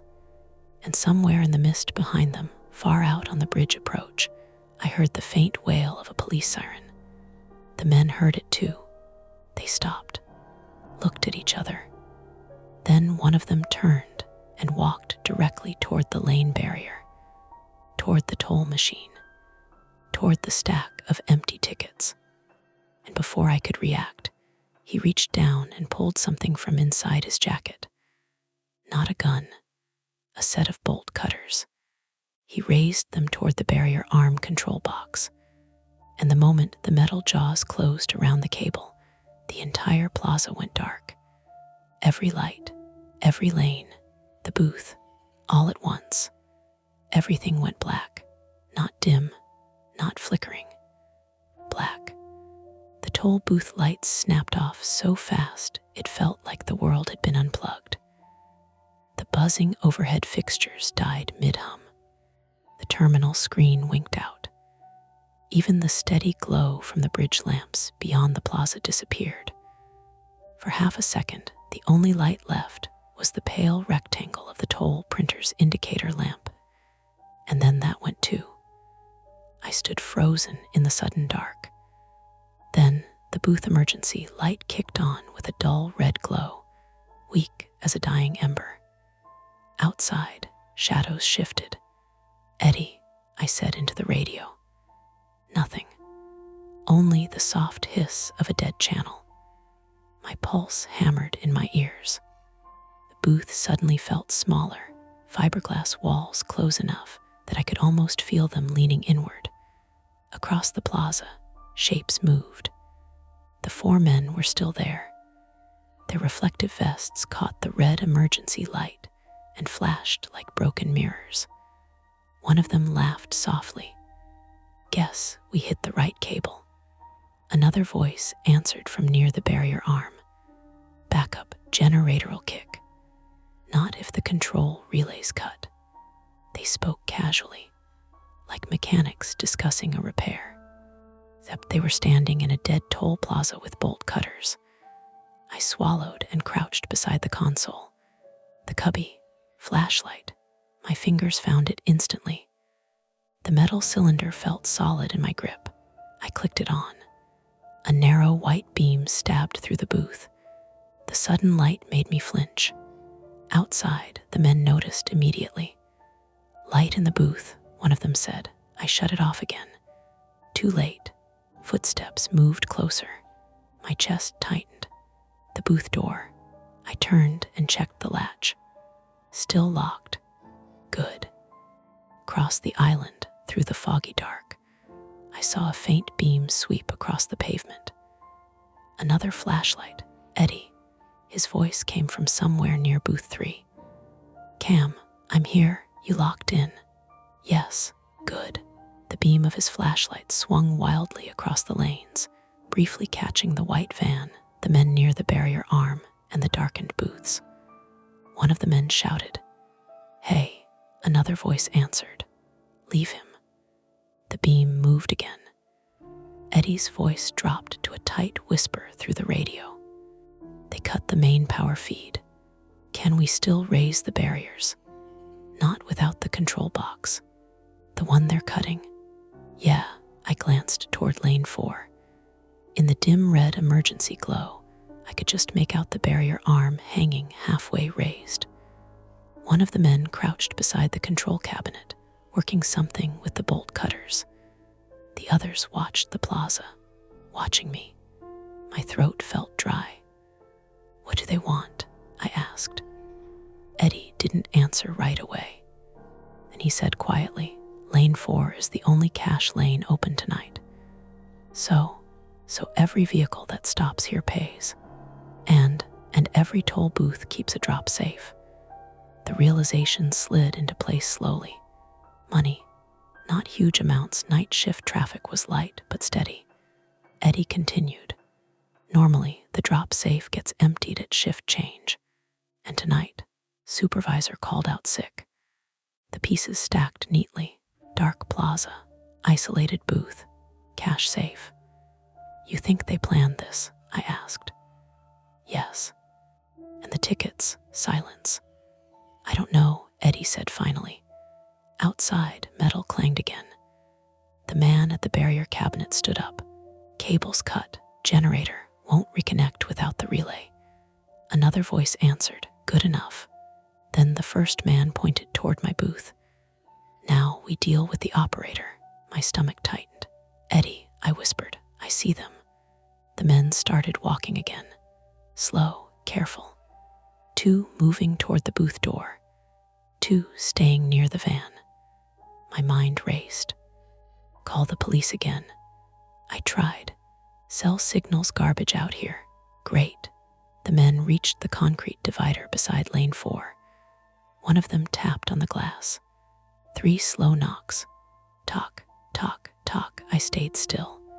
"Hey," the man said through the door. "We just need the drop box." No answer. "You open the door, we take the cash. Nobody gets hurt." His tone was calm, reasonable, like he was offering a customer service solution. Behind him, another man leaned casually on the toll machine. "We're on a clock," he added. The siren from earlier was gone now, or maybe swallowed by the fog. "Cam," Eddie whispered over the radio.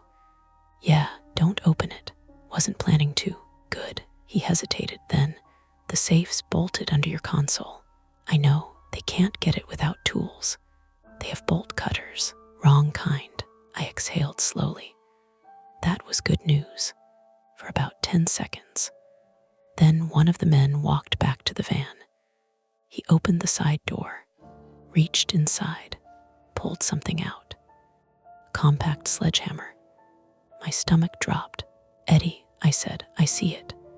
The man tested the hammer's weight in his hand. Then he walked toward the booth door. "Last chance," he said casually. I stayed silent. He swung the hammer. The first blow hit the booth door frame with a loud metallic crack. The entire structure shuddered. Fiberglass vibrated under my palms. "Jesus," I muttered. The second blow hit harder. Crack. The latch groaned. Eddie's voice snapped through the radio. "Cam," still holding. Carefully. "What? There's a maintenance tunnel. What? Runs under the plaza. Why am I just hearing about this now? Because it's not on the public maps." Another hammer strike rattled the door. "Where?" I asked. "In the cubby behind the clipboard." I dropped to my knees and fumbled through the compartment. Clipboard, flares, emergency vest. Behind them, a small metal panel, maybe 8 inches square. "What is that?" I asked. "Service hatch. Under the booth. Leads to the conduit tunnel." Another impact shook the door. The latch squealed. "They're going to break through." "Then you leave." My stomach twisted. "You want me to crawl into a tunnel?" "Yes, I hate tight spaces." "I know." Another crack splintered the door frame. Fiberglass dust drifted into the booth. "Cam, what? Pick which fear you want." The door bent inward. That made the decision for me. I yanked the metal hatch open. Cold air rushed up from below. A narrow ladder disappeared into darkness. My flashlight beam revealed concrete walls barely 2 feet apart. My chest tightened immediately.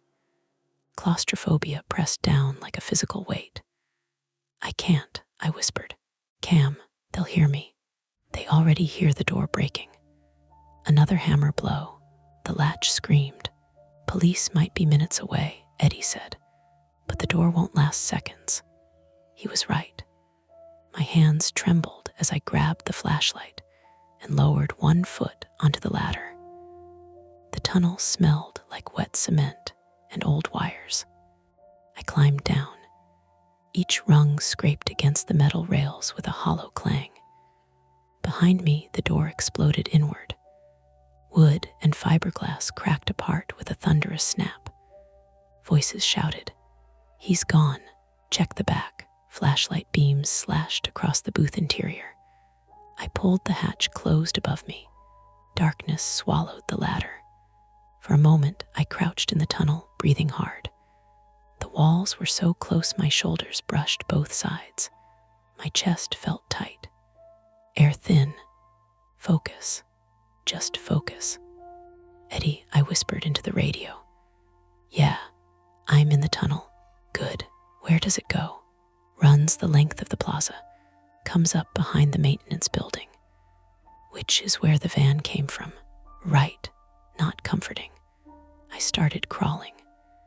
The tunnel sloped slightly downward before leveling out. Water dripped somewhere ahead. The flashlight beam bounced across thick electrical conduits running along the wall. Every movement scraped my elbows against concrete. Above me, footsteps pounded across the plaza. Someone shouted. He went down. How? Trapdoor, another voice. Find the tunnel entrance. My pulse spiked. Eddie, I whispered. They know about the tunnel. I figured. What now? Keep moving. How far? Maybe 50 yards. Feels like a mile. The tunnel curved slightly to the right. I crawled faster. Behind me, a clang echoed through the concrete. They'd found the hatch. Boots clattered down the ladder. Light flared in the tunnel behind me. Stop, one shouted. I scrambled forward. My knee slammed into something hard. A metal grate, a dead end. My stomach dropped. Eddie, I whispered. Yeah, I think I hit the wrong branch. Silence. Then Eddie cursed loudly. What? That grate is the electrical junction. Meaning you're trapped. My chest tightened violently. Behind me, the beam of a flashlight grew brighter. Voices echoed down the tunnel. There, boots scraped concrete as one of the men crawled toward me. Cam, Eddie said quietly. Yeah, there should be a breaker box on that wall. I swung the flashlight. A rusted metal panel. What does it do? Controls the plaza backup grid. And if you pull the master breaker, what happens? The generator will restart. That's good. Maybe. It'll also open every barrier arm automatically. Cars could drive straight through. No tolls. No control. Chaos. The footsteps behind me got closer. The man in the tunnel was only 15 feet away now. Hammer in one hand, knife in the other. Found you, he said calmly. I stared at the breaker box. My fear of tight spaces pressed down on my lungs. Behind me, the man crawled closer. Cam, Eddie said, you need to decide. If I pulled the breaker, the entire plaza would surge back to life. Lights, barriers, chaos. If I didn't, the man would reach me. There was no room to turn around, no room to run. The tunnel was too narrow. No retreat, point of no return. My hand closed around the master switch, and I pulled. The breaker hit with a hard, mechanical thunk. For 1 second, nothing happened. The man crawling toward me smiled in the flashlight beam, like he thought I'd panicked and grabbed the wrong thing. Then the tunnel above us woke up. A deep electrical shudder rolled through the concrete. Not a bang, more like the whole plaza inhaled. Relays snapped somewhere overhead in fast sequence. Chunk, chunk, chunk, followed by the heavy, rising whine of backup systems catching load. The fluorescent lights above ground came back in staggered bursts. I couldn't see them directly from the tunnel, but I saw their effect in slices of brightness through seams in the concrete and through the pursuing man's sudden blink. He flinched. So did I then, from above us. Barrier arms all across the plaza started lifting, not one at a time, all of them. The sound was unmistakable, electric motors engaging in a chain, a jerky chorus of mechanical lifts and release clacks. The man in the tunnel cursed. Damn it. He lunged forward faster, knife first. I shoved backward into the breaker box alcove on instinct. There wasn't room. His wrist hit my shoulder. The knife scraped concrete inches from my ribs, shrieking bright against the wall. He brought the hammer around awkwardly in the confined space and clipped my left forearm instead of my head. A hot, flat burst of pain shot up to my elbow, so hard it made my fingers open. The flashlight dropped and rolled, beams spinning wild over concrete. Boots, his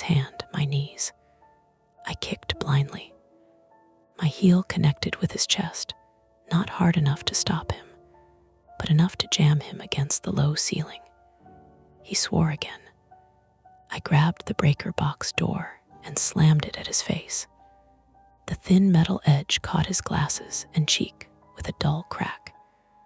He recoiled, more shocked than hurt. But in a tunnel, you don't need much room to make space. I scrambled sideways past him, scraping my hip and back raw against concrete. He caught my ankle. I went down hard, chin slamming the floor. My teeth clacked together. For a moment, there was white light behind my eyes and the copper taste of blood. "Cam," Eddie's voice exploded through the radio, half static, half shout. "Cam, talk to me." The attacker still had my ankle. I twisted and kicked again with the other leg, heel driving into his wrist. The knife clattered somewhere behind him. He didn't let go. He lunged for me again, now with only the hammer, trying to bring it down in the cramped space. He couldn't get a full swing. That saved me.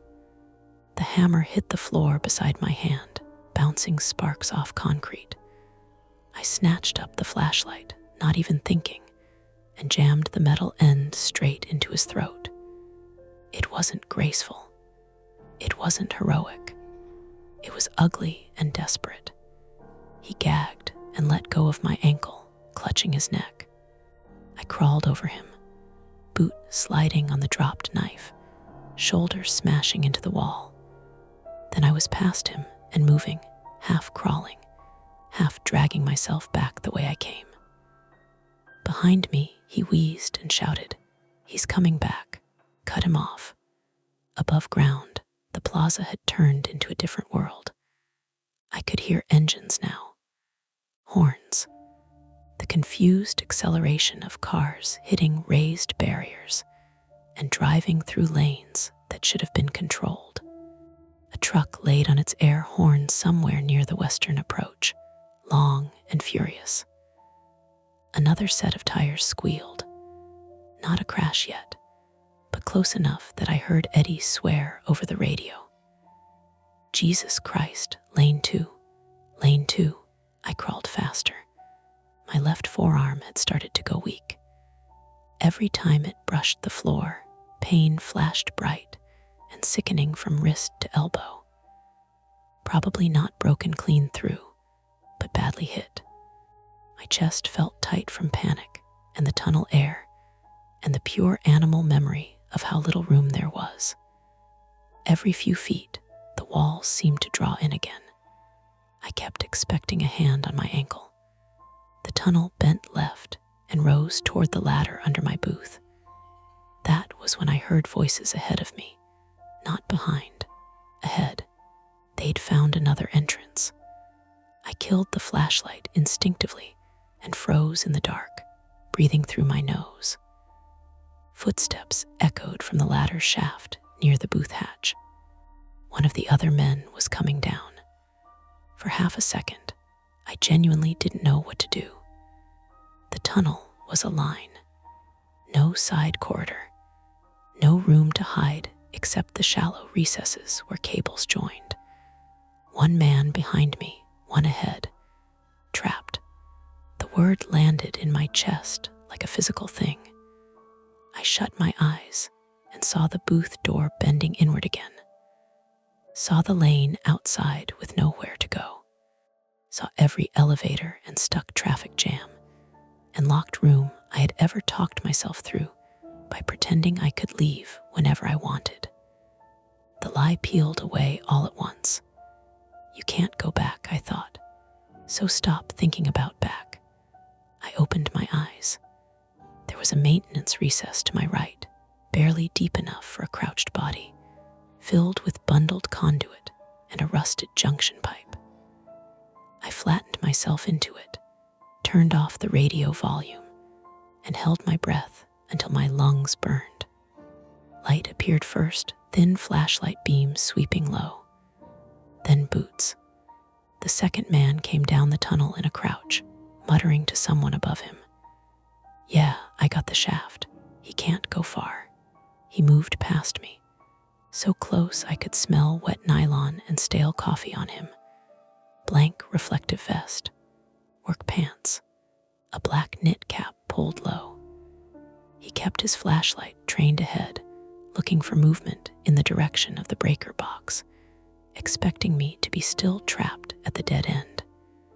He passed the recess. I moved before I could think better of it.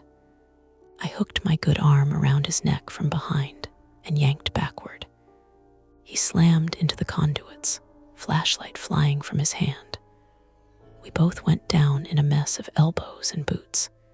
He was bigger than me, heavier, but the tunnel made size weird. He couldn't turn, couldn't plant. He drove his head back and caught my cheekbone hard enough to make my vision spark, then shoved off the wall and twisted. I grabbed for anything. My hand closed around the knit cap and then his face. I thumbed at his eye because there was no room for clean fighting, and because panic makes animals out of people. He howled and bucked. My injured arm screamed when he trapped it against the wall. I thought, very clearly, he's going to snap it. Then another sound came through the tunnel. A voice from behind us. The first man, the one with the hammer. "Where are you?" The man I was grappling with stopped answering me and answered him instead. "Here." That was his mistake. The moment he sucked in breath to shout, I drove my forehead into his nose. Pain exploded through my own skull. His head thunked against concrete. Warm liquid spilled over my hand. He went slack for just long enough. I shoved him forward and crawled over his back, grabbed his dropped flashlight, and crawled the last stretch toward the ladder. The hatch above was open. Light from the emergency red, and the restored fluorescence leaked down in strips. I grabbed the ladder and hauled myself up one-handed, my boots slipping twice on the rungs because my left arm barely wanted to help anymore. Somewhere behind me, men shouted again. A flashlight beam cut up the shaft. I pushed through the hatch into my booth. It looked wrecked. The door hung inward on one broken hinge, fiberglass spiderwebbed around the latch. My coffee was on the floor.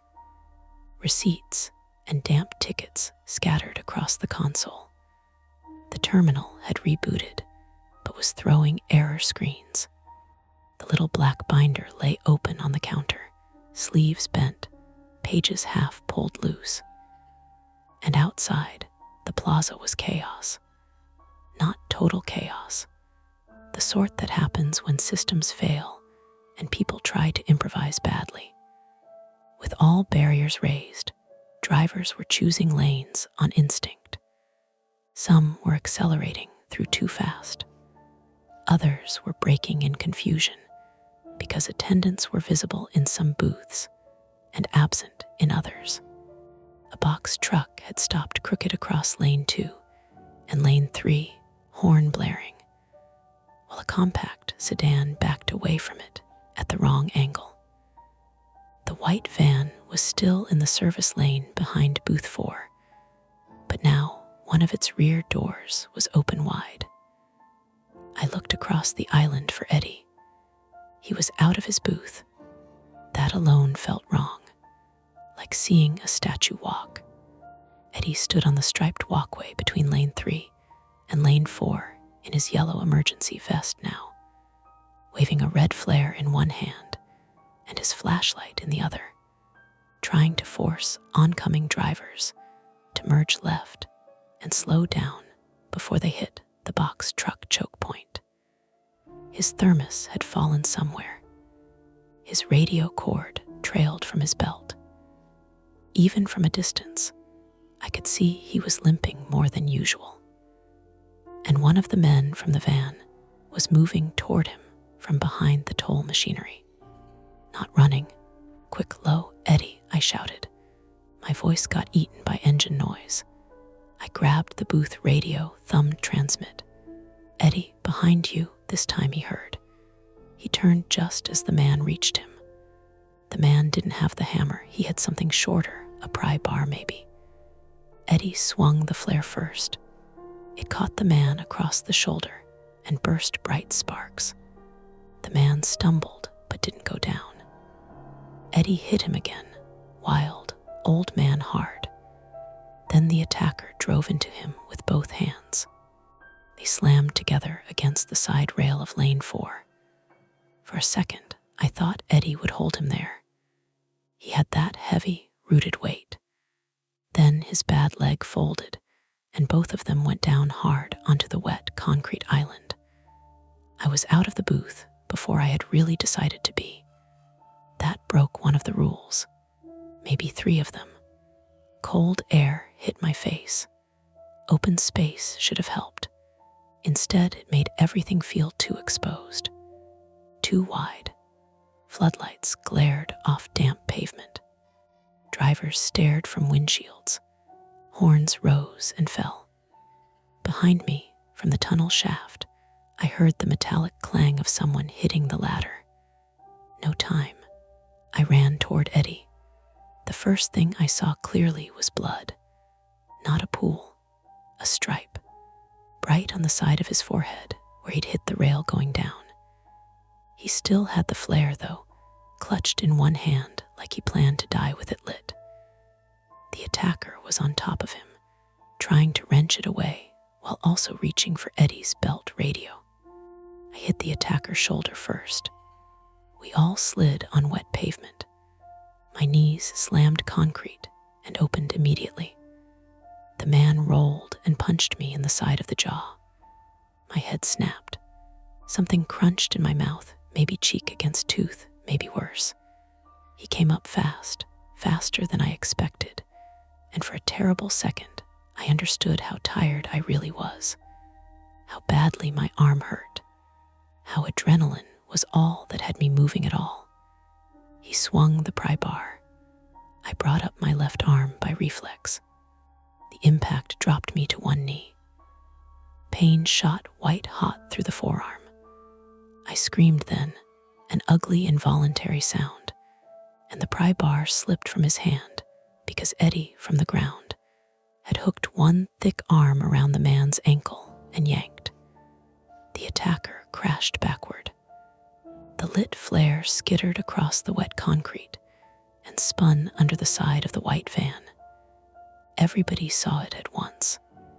The attacker twisted to look. I looked too. For a split second, all I could think was gas, van, fireball, some movie ending. Instead, there was a different, real-world terror. Nothing exploded, but the flare illuminated the underside of the van and what was stacked just inside the open rear door, heavy canvas deposit sacks, toll bags, more than should have been there. Some split open, coins spilled across the metal floor, cash trays, a handheld reader, not just robbery in progress. They'd already hit something else. Maybe another booth. Maybe storage. Maybe they'd been using the empty ticket glitch as bait or cover while picking lanes and timing movement. The attacker saw me understand. He lunged toward the van. Eddie barked, "No, you don't," and grabbed the man's vest. The fabric tore straight down the back, reflective strip peeling off like tape. The man spun and kicked Eddie in the ribs hard enough that I heard the breath leave him. Then headlights washed over all of us, not from the plaza lanes, from the service road entrance behind the maintenance building. A state police cruiser swung in too fast for the wet pavement, front end fishtailing before correcting. No sudden savior, no perfect rescue, just one car, one set of headlights, one officer arriving into a scene already moving too fast. The attacker saw it too. That changed him. Up to then, the men had been focused, controlled. Now panic cracked through. He abandoned the van and ran for the tunnel side instead, maybe to regroup with the others, maybe to flee on foot through the equipment access. A second man emerged from the broken booth behind me at the same time, the one from the tunnel, glasses gone, cheek cut, hammer back in hand. He saw the cruiser, saw me in the open between him and the service lane, and charged. No warning, no speech, just committed. I turned and tried to get clear, but my knee slipped on wet pavement. He hit me full in the side. We slammed into the toll machine at lane 4. My ribs struck the metal edge with a deep, nauseating thud that stole my breath. The hammer dropped from his hand and clanged under the machine. We grappled anyway, both of us off balance, half pinned between the barrier pedestal and the booth wall. He drove his thumb toward my throat. I trapped his wrist with my good hand. My injured arm was useless, hanging numb and hot at once. He was stronger now because he was desperate. Behind him, I could see the cruiser stopping crooked, one trooper getting out and shouting commands that were impossible to hear over horns and engines, and the blood pounding in my ears. The man shoved me backward. My spine hit the ticket machine. The damp tickets. They were still there, scattered in the tray and on the ground. Stupid detail. Small detail. But one of them had jammed partly into the service slot when the system rebooted, and the access door below hadn't fully latched after the earlier sabotage. I felt it with my hip before I saw it. The little metal service cabinet was ajar. He shoved me again, and his boot slipped on the wet paper and coins underfoot. Just half an inch, just enough. He lost his base. I grabbed the cabinet door and yanked it wide with all the strength I had left. The edge slammed into his knee. He folded with a grunt. I drove him sideways into the barrier pedestal. His temple caught the corner. Not a dramatic crack, just a sick, heavy knock. He dropped, not dead, moving, but dazed and suddenly very human, one hand to his head, blood slipping between his fingers. I stumbled backward, nearly fell, then heard Eddie shouting hoarsely. Down, down. The trooper had his weapon out now, using the cruiser door as cover, ordering everybody to the ground. The man by the van bolted the other direction and disappeared into the fog beyond the maintenance building. Another one surfaced from the service lane, saw the cruiser, and dropped flat immediately. I never saw the fourth clearly again. Maybe he ran through the tunnel network, maybe across the bridge embankment, maybe nowhere far. That would be for later. Searchlights, dogs, statements. What I remember is smaller. Eddie trying to stand and failing the first time. The flare guttering out under the van. My own breathing, ragged and wet sounding, as if somebody else were doing it.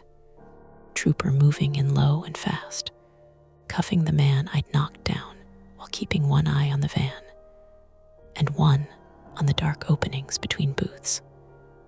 The white van sitting there with its rear door open, and the deposit sacks visible in the harsh cruiser light, ugly proof of what all this had really been. And the older sedan from earlier. I saw it only once more, far out past the merge where the bridge swallowed the road. Dark body, yellow headlights, moving away steady and legal with the rest of the diverted traffic. Maybe the same car, maybe not. Maybe a man who'd seen enough of the setup to warn the toll operator and then kept going because that was the safest thing. I don't know. By the time more sirens arrived, the central threat was over. Not cleanly, not completely, but over enough. 2 men were in custody by dawn.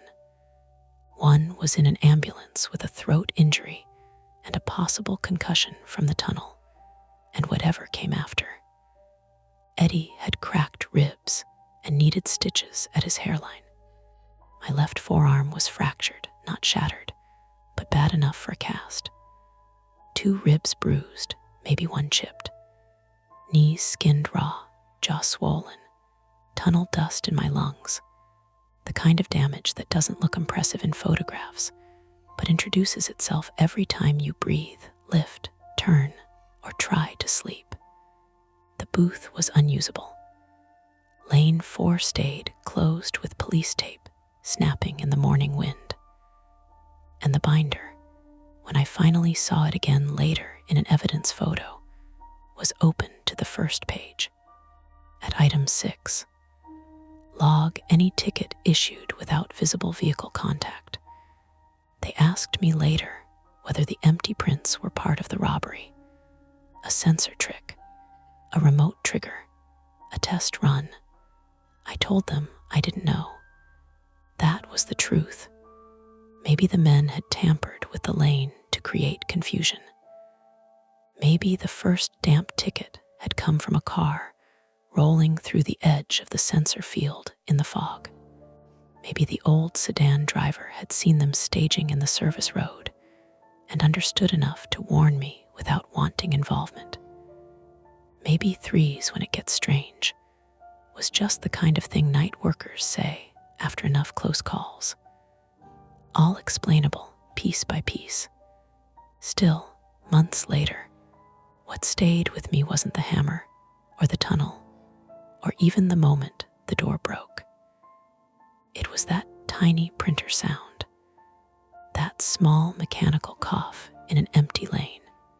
Because after a while, you learn the worst fear isn't a loud thing rushing at you. It's the soft sign that something has already started. Morning made the plaza look smaller, not calmer, smaller. The fog burned off first, then the emergency lights clicked down one by one as daylight washed across the concrete islands. By 7:30, the place looked almost normal again. Lanes striped clean, barrier arms lowered in proper order, traffic moving through with the tired efficiency of commuters who had already forgotten the chaos from a few hours earlier. But booth 4 was still closed. Yellow tape stretched across the entrance lane. The fiberglass door hung crooked on one hinge, now held shut with a temporary clamp and a strip of red evidence seal. Someone had placed a folding sign 20 yards back that read lane closed, use lane 5. Drivers slowed when they saw it. Most of them didn't know why. A few probably read about it later online. I watched all of this from the back of an ambulance. My arm was wrapped in a temporary splint that made it feel like someone had strapped a plank from my wrist to my elbow. Every bump of the suspension sent a pulse of dull pain through the bone. My jaw had swollen enough that the medic told me not to test it too much with conversation. I didn't feel like talking anyway. The medic, a woman named Carla, early 30s, short blonde hair tucked under a navy cap, was filling out a form on a clipboard balanced against her knee. Concussion symptoms, she asked. Headache, I said carefully. Nausea, not yet. Dizziness, a little. She nodded and scribbled something. Pretty normal after a hit like that. I watched her pen move across the paper. What about my arm? X-ray will tell us more, but it's probably fractured. Clean break if you're lucky. Lucky, she smiled faintly. You're sitting upright and breathing without assistance. That counts. I looked past her through the open rear doors of the ambulance. The white van still sat in the service lane. 2 state troopers were photographing the interior, while a third officer carefully lifted a canvas deposit bag into an evidence container. Coins glittered in the sunlight where they'd spilled across the metal floor. The flare from earlier had burned itself out, leaving a black smudge beneath the axle.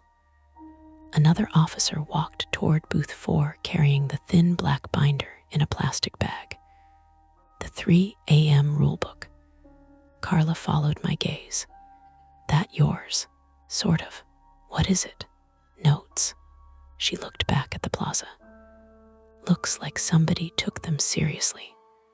A few yards away, Eddie sat on the curb, had a white bandage wrapped around his forehead, and his yellow emergency vest draped over his shoulders like a blanket. A paramedic knelt beside him, adjusting the strap on a portable oxygen tank. Eddie hated hospitals. I knew that from earlier conversations. I also knew he'd probably try to refuse transport. Right on cue, he waved a hand. "I'm fine." The paramedic gave him a flat look. "You've got cracked ribs, probably, and you lost consciousness for a second." "Hospital." Eddie sighed. "Fine." He looked over toward the ambulance and spotted me watching. For a moment, he didn't move. Then he raised 2 fingers in a lazy salute. I lifted my good hand back. The gesture felt strangely formal, like we'd survived something neither of us wanted to describe. The hospital part blurred together. X-rays, paperwork, a nurse pressing cold gel against my ribs to check for deeper bruising. The fluorescent lights above the exam room hummed almost exactly like the ones in the toll booth. That sound followed me. Every time I closed my eyes, the hum turned into the echo of the tunnel, ceiling above my head. I slept badly that afternoon. When I woke up, my phone had 5 missed calls from an unfamiliar number. The voicemail was from a state trooper. "Mr. Vale, this is Trooper Jennings with Delaware State Police. We'd like to ask a few additional questions when you're able." Nothing urgent. Nothing urgent. I called him back the next day. We met in a small office at the state police station outside Newcastle. Trooper Jennings looked younger than I expected. Mid-30s maybe, clean haircut, sleeves rolled up above the elbow. The sort of person who listened more than he talked. He offered coffee. I declined. My jaw still hurt. "We've identified 2 of the suspects," he said after a moment. "Construction crew from out of state. Prior records for theft and equipment tampering." "What about the others?" "Still working on it." He slid a photo across the desk. The white van, rear doors open, deposit sacks visible inside. "They hit 2 toll plazas last year," he said. "Different states. Similar method. Cause confusion, isolate the booth, grab the drop safe." I nodded slowly. "Did they cause the ticket prints?" "We're not sure." He leaned back in his chair. "The lane 4 sensor was partially tampered with. Could have triggered false reads. Could have. Or the fog interfered with the beam." "Right." He studied my face for a moment. "You mentioned a driver earlier that night. The sedan." "Yes. Older car," I said. "Yellow headlights." "What did he say?" "That I should lock the door." Jennings scribbled something in his notebook. "You catch the plate?" "No. You see him again." I hesitated. "Maybe." He looked up. "Maybe. After the police arrived, far out on the bridge." Jennings nodded. "We'll check traffic cameras." He closed the notebook. "That driver might have noticed something strange before you did." "Maybe. Or he was just passing through." "Maybe." Jennings stood. "Either way, you did the right thing pulling that breaker. That caused a traffic mess. It also forced the suspects out of the dark." I didn't respond. After a moment, he extended a hand. "Get some rest, Mr. Vale." I didn't go back to work for 3 weeks. The cast on my arm itched constantly. My ribs healed slower than the doctor predicted, which meant every breath reminded me how close the hammer had come to something worse. At night, I slept with the bedroom door open. Not because I was afraid someone would break in, because the idea of a closed room bothered me more than it used to. Claustrophobia isn't logical. It just shows up. Eddie called once during that time. He sounded the same as always, gravel voice, faint wheeze between sentences, but he didn't joke as much.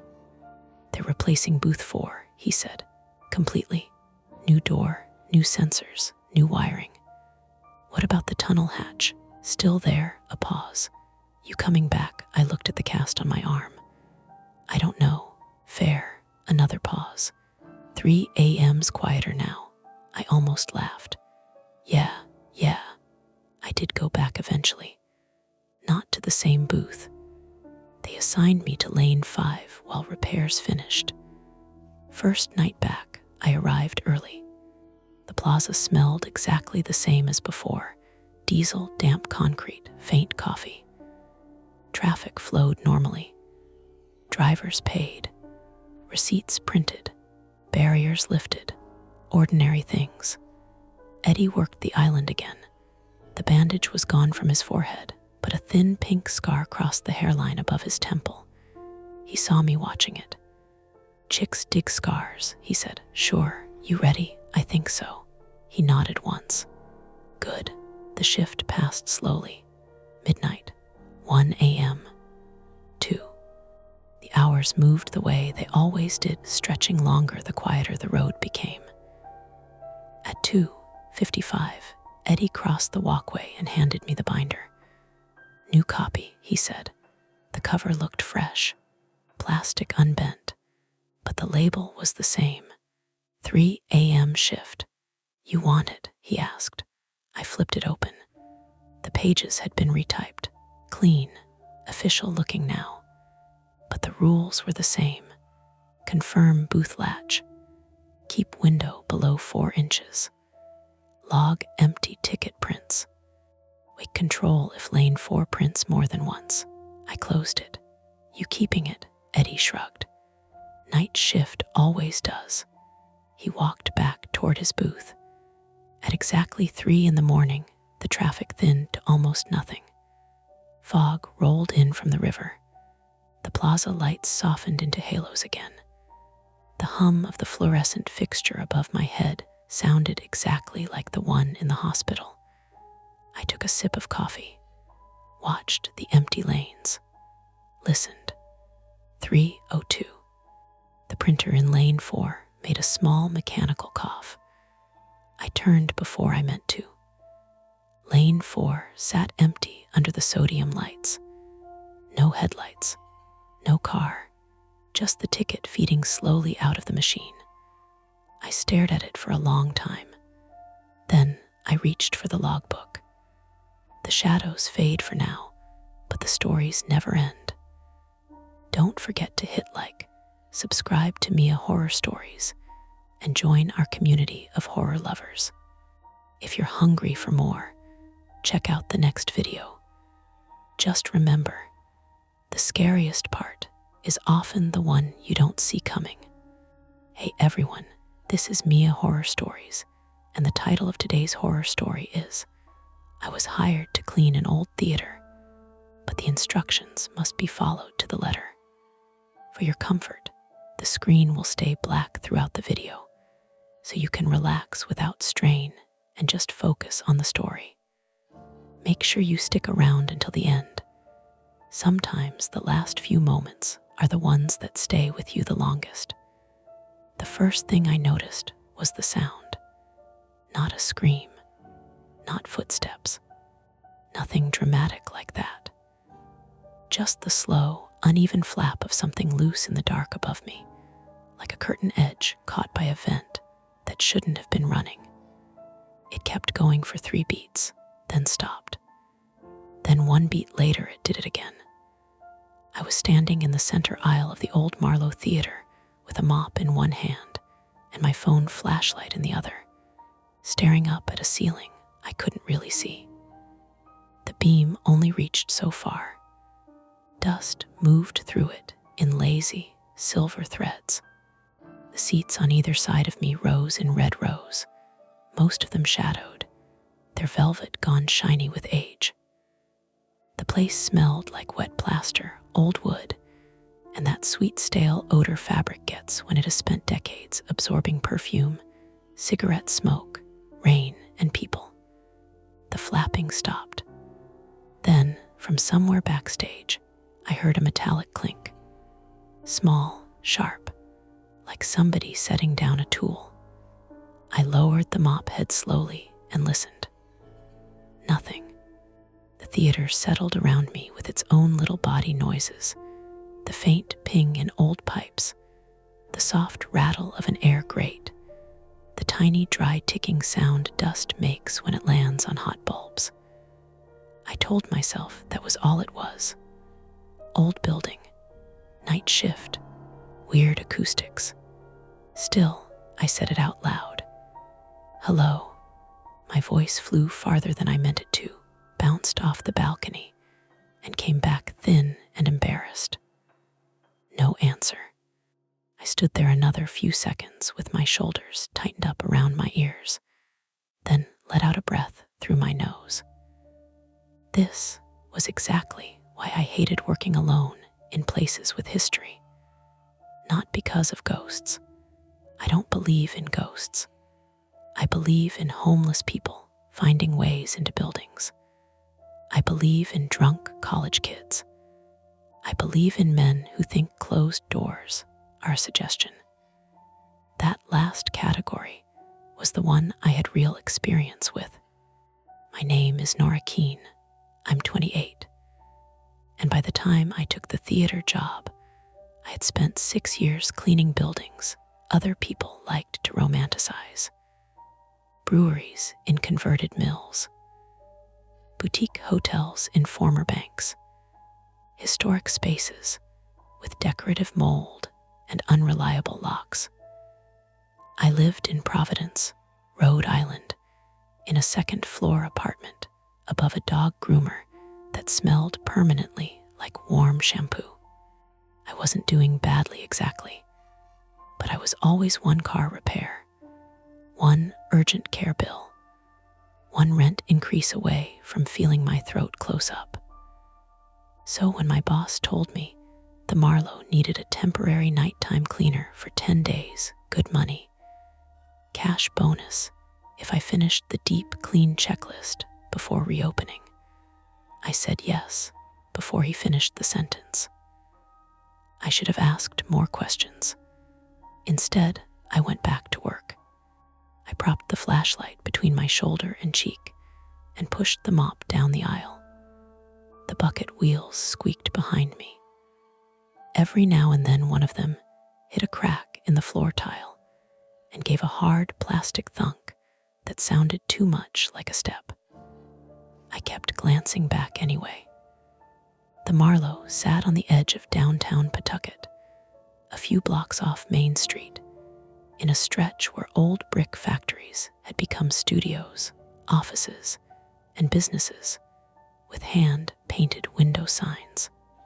The theater itself had been closed for almost a year for repairs after a pipe burst during winter.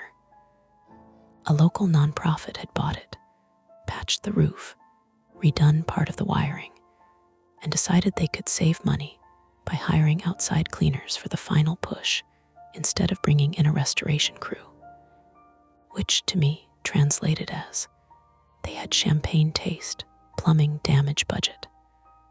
I'd arrived a little after 6 that evening, while the sky was still pale. By 8, outside had gone blue-black. By 10, the marquee was just a dim reflection in the lobby glass. At 10:14, my phone vibrated in my back pocket and nearly made me jump out of my shoes. I fumbled it out. It was a text from my younger brother, Liam. "You alive?" I snorted once. Debatable. Old theater, creepy as hell. The typing bubble came up right away. Better than the funeral home job. I looked across the dark rows of seats, then up at the balcony, where my light caught a gold-painted trim detail and nothing else. Different genre, same smell. He sent back a laughing emoji and then, "Mom says call her tomorrow. Also, don't get murdered for overtime." That was Liam. Age 24, male, mechanic, the kind of man who handled worry by wrapping it in a joke and tossing it at your head. He wasn't in the theater with me, but he was one of the invisible people I carried into every room, the ones who'd come looking if I stopped answering my phone. "I'll do my best," I texted, and shoved the phone back into my pocket. I finished the center aisle, wrung out the mop, and checked the paper packet clipped to my supply cart. The instructions had been waiting for me when I arrived. Not emailed, not explained in person. Printed, stapled, 6 pages, clean white paper, no logo on top, just MARLOWE theater cleaning access, protocol please. Follow to the letter. That phrasing had annoyed me immediately. It sounded theatrical on purpose, the sort of thing people write when they want ordinary procedures to feel important. Most of it was mundane enough. Which doors stayed unlocked, which rooms were off limits because of paint curring, which breaker not to touch, a note that some props remained in storage and were not to be moved without authorization, another that the security system would auto-arm at 1:00 a.m. in unused sections. But certain lines stuck in my head. Do not clean the stage until instructed. If you hear activity above the house seats, verify balcony doors are latched before continuing. The dressing rooms should be cleaned in numerical order. Do not skip ahead. If you find any typed note not included in this packet, discard it without following its instructions. That last one had made me pause. I had asked about it in the lobby when I first met the building contact, Martin Vale, 56, male, operations manager for the nonprofit. He was tall, neat in a tired way, with a gray suit that looked expensive 3 lives ago, and a voice so dry it almost rasped. He moved like a man recovering from back trouble and trying not to make a public event of it. "What does that mean?" ID asked, tapping the packet. Typed note not included in this packet. He'd been locking up the front doors, not looking at me. "It means people leave nonsense around during renovations." Nonsense like what? Jokes, reminders, bad copies of old cue sheets. You'd be surprised how many people want to perform mystery in a theater. That should have been funny, but he said it like he disliked everyone involved. Then he handed me a brass key on a heavy oval tag marked basement and added, "Don't prop exterior doors. Cell service drops in the lower halls. If you need anything, call before 11. After that, call emergency services first, then me." Comforting. He looked at me then, properly. "Miss Keene, this is an old building. Be practical and you'll be fine." Practical, right. Now, alone in the house, I tucked the instruction packet back under the cart handle and headed for the lobby. The lobby was less eerie than the auditorium, which only meant I could see the eerie things more clearly. Tarnished brass rails, torn poster frames, a chandelier with half its bulbs dead, fresh plaster patches above the ticket booth. The concession counter had been stripped down to bare wood, and the air held a stale butter scent no amount of time had managed to kill. Every sound carried differently here. My shoes clicked on tile. Water sloshed in the bucket. Somewhere beyond the interior doors, pipes ticked. I had just started wiping fingerprints off the glass case near the entrance when the side door buzzer rattled. I froze, cloth in hand. The sound came again. Not loud, but insistent. 3 short presses. Crossed the lobby, careful not to make a silhouette of myself in front of the glass, and looked through the narrow wired window beside the side entrance. A woman stood outside under the security light in a dark green rain shell, one hand lifted against the drizzle. Mid-30s maybe. Brown hair stuck to her forehead, canvas messenger bag over one shoulder. She saw movement and leaned toward the glass. "I'm sorry," she called through it. "I know you're closed." I cracked the inner door, but kept the chain set. "Yeah, we're closed." "Of course, sorry. I'm looking for Martin Vale." "Not here," she exhaled, frustrated but not surprised. "Did he leave anything at the desk?" "For Alina Torres." The name seemed to matter to her, so I tried to place it. "Nothing. I don't know, I'm just cleaning." She gave me a tired half smile. "That makes two of us in different ways." She was Alina Torres, 36, female, one of those people whose face looked sharper when she was worried. Smart eyes, thin gold wedding band, ink smudge on the side of her hand. She introduced herself without fuss and told me she was helping catalog what remained of the theater archives before reopening old programs, payroll ledgers, prompt books, donor records, that kind of thing. She'd been in and out all week and had left a notebook in one of the upstairs offices. Martin had promised to let her back in if she came late. I hesitated. The practical thing would have been no. Locked building.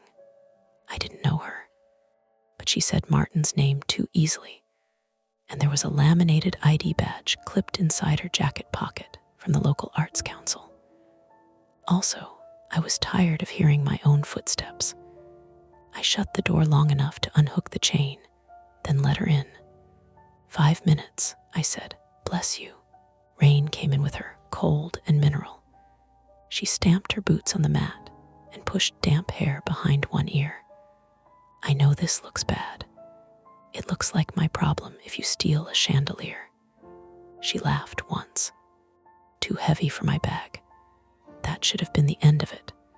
A small, normal interruption. Another person in the building. Better than being alone. Instead, the moment she stepped into the lobby, she stopped smiling. "What?" I said. She looked past me toward the auditorium doors. "Did you move anything in there?" "No, you're sure?" That got under my skin immediately. "Yes, I'm sure." Alina glanced at the closed double doors, listening. "What?" "Nothing." She shook it off too fast. "I just thought I heard." She stopped.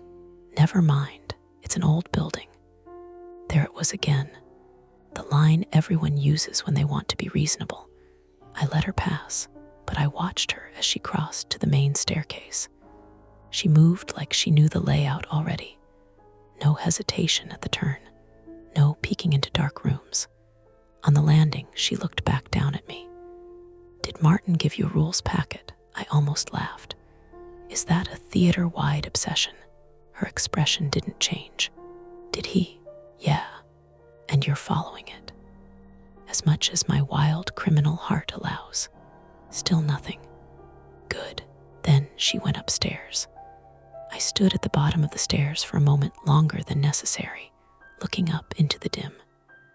The second floor hall lights were on motion sensors, and one by one they woke ahead of her in a yellow run, then dimmed behind her. I heard her boots overhead. A door opened, closed, drawers maybe, then quiet again. I went back to the lobby glass, but my concentration was gone. Every few seconds, I caught myself listening upward. I've always hated not knowing who else is in a building with me. That's the private flaw, if you want to call it one. People like to name their fears with neat nouns, heights, needles, spiders. Mine is harder to make cute. I hate uncertainty when it comes to other people's access to me. Who has a key? Who knows the layout? Who is standing on the other side of a door deciding whether to knock? It's not paranoia when it has happened before. It's pattern recognition with adrenaline attached. So when I heard what sounded like another metallic clink from somewhere above the lobby, I set down the cloth immediately. "Alina." No answer. I called louder. "You okay up there?" A pause. Then, from the second floor, "Yes." Too quick. Flat. Not really an answer, more like a lid placed over one. I grabbed my flashlight and went to the stairs. The wood steps groaned under my weight. Halfway up, I smelled something different from the plaster, and damp, hot dust, maybe, and an old perfume note like powder gone sour. The upstairs hall was narrow, paneled in dark wood, lined with office doors on one side and framed production stills on the other. In my flashlight beam, the faces in the photos looked caught in snowfall. Alina stood outside Office 3 with a black notebook hugged to her chest. "You found it?" "Yeah." She glanced behind her toward the end of the hall. "What was that noise?" "What noise?" "The metal sound." She shifted the notebook from one arm to the other. "Probably the radiator. In March." She gave a tiny shrug that said she knew how weak that was. Then I noticed the door at the end of the hall. It stood open maybe 3 inches, just enough to show a dark wedge. "What room is that?" I asked. Alina looked at it and went very still. "That should be locked," she said. A calm moment, then a snap of unease. It moved through me so cleanly I felt it in my stomach first. Not panic, not yet, just a hard little drop. I angled the flashlight. "Storage, archive overflow," she said. "Mostly boxed programs and costume records. Martin keeps it locked." "Did you open it?" "No." We stood side by side listening. From inside the room came nothing obvious, but the door was moving, not swinging. Just the faintest repeated tremor, as if air pressure inside was nudging it against the frame. I became aware of the building around us again, the dim hall lights, the water ticking in old pipes, rain pressing softly at the windows, the deep, faraway hollow of the auditorium below. Alina had stopped pretending not to be worried. I could hear it in her breathing. "Maybe Martin came back," I said, and even to me it sounded unconvincing. He would have called out. Maybe maintenance. At this hour, the smart choice was clear. Go downstairs, get outside, call Martin. Maybe call the police non-emergency if he didn't answer. Practical. Fine. But the basement key sat heavy in my apron pocket. The instruction packet downstairs kept floating back into my mind. Follow to the letter. Verified doors are latched. Do not skip ahead. And here we were, staring at a door that should have been locked, with the building suddenly feeling less empty than it had 5 minutes ago. Alina looked at me. "What do you want to do?" That was the question, really. Not whether something was wrong, just how much trouble we were willing to meet halfway. I tightened my grip on the flashlight and listened once more to the tiny, dry movement of the door against its frame. Then I took one step toward it. The door at the end of the hall shifted again. Just a tremor, wood touching wood, a soft knock that might have been air pressure or the building settling. But once you noticed it, you couldn't unnotice it. Alina and I stood there watching it like it might speak. "You said Martin keeps this locked," I said. "He does." Always. Okay. I took another step toward it. Behind me, Alina said, "Maybe we should call him first." That's what I was thinking. Except neither of us moved to do it. Because the truth was, we were both already halfway down the hall. The floorboards creaked under my weight as I approached the door. My flashlight beam slid across the wood paneling and landed on the handle. Old brass, tarnished. No visible damage. No pry marks. The door drifted inward another inch. The gap widened. A smell slipped out, old paper, dust, and something faintly sour, like damp cardboard. I stopped 2 feet from the threshold. "Alina." "Yeah, you hear anything?" She listened. "No," which somehow made it worse. I nudged the door open with the toe of my boot. The beam of my flashlight entered the room first. It wasn't large, maybe 15 feet square, but it was packed with shelves and cardboard archive boxes stacked nearly to the ceiling. Theater programs. costume inventories, ledgers. The labels were handwritten in thick marker. 1979 season, donor FILES, set designs, things like that. A single narrow window faced the alley behind the theater. Rain tapped the glass in small dry ticks. No person, no movement. I let out a breath. Looks fine. Alina didn't answer immediately. She stepped past me and angled her head toward the shelves on the right. Not exactly. I followed her beam. One of the shelves was empty. Not totally empty, just wrong. A long rectangle of dust marked where a row of boxes had been recently removed. The dust line was clean, like something heavy had been dragged out less than a day ago.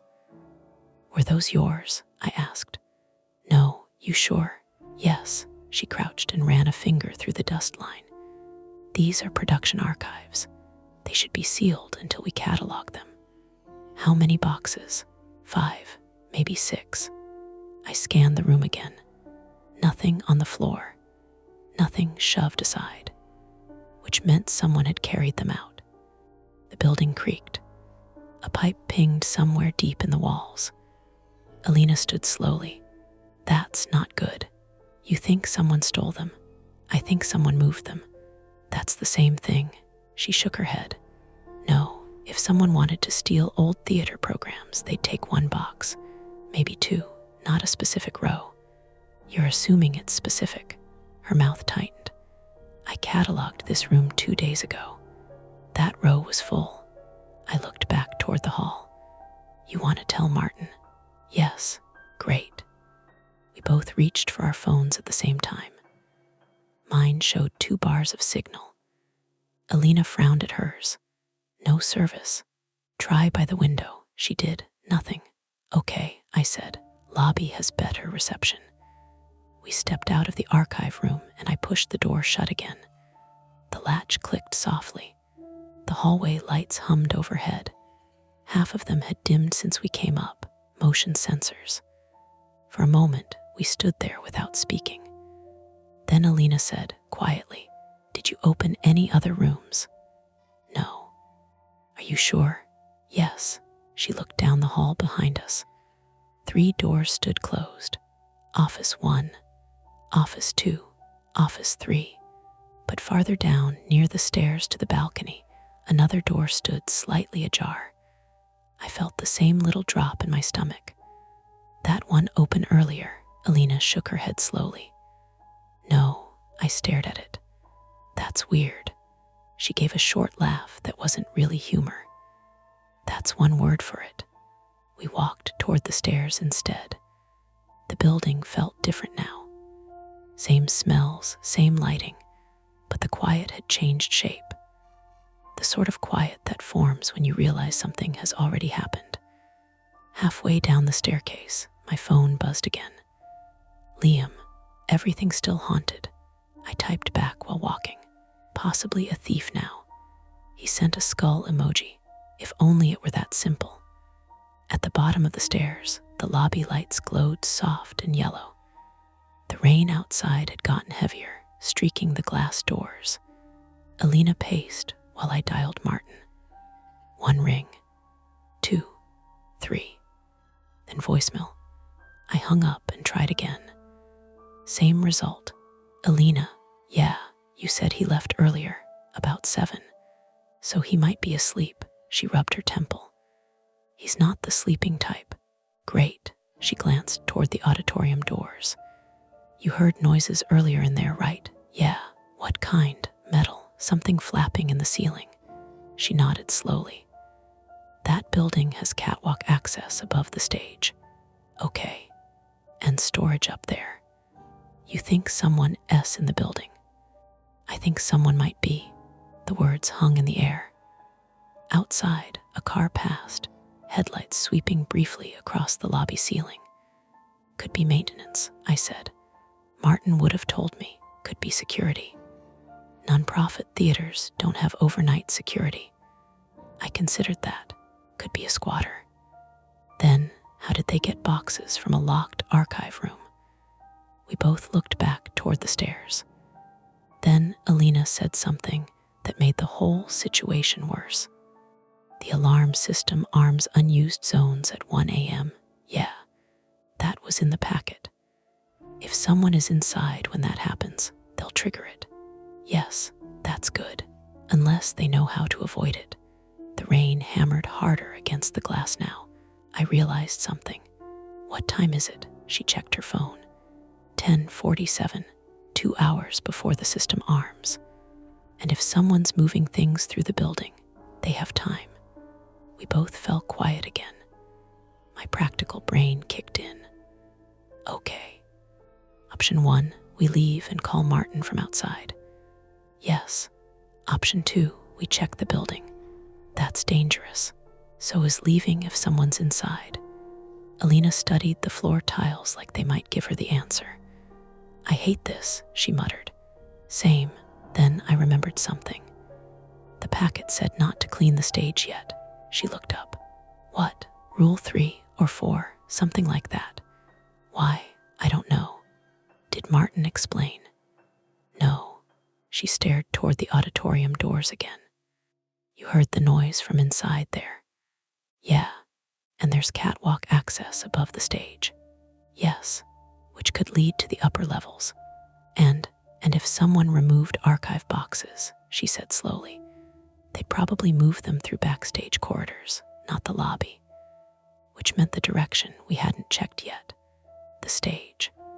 A low vibration moved through the building then, so subtle I thought I imagined it. A distant hum, like machinery starting somewhere deep in the walls.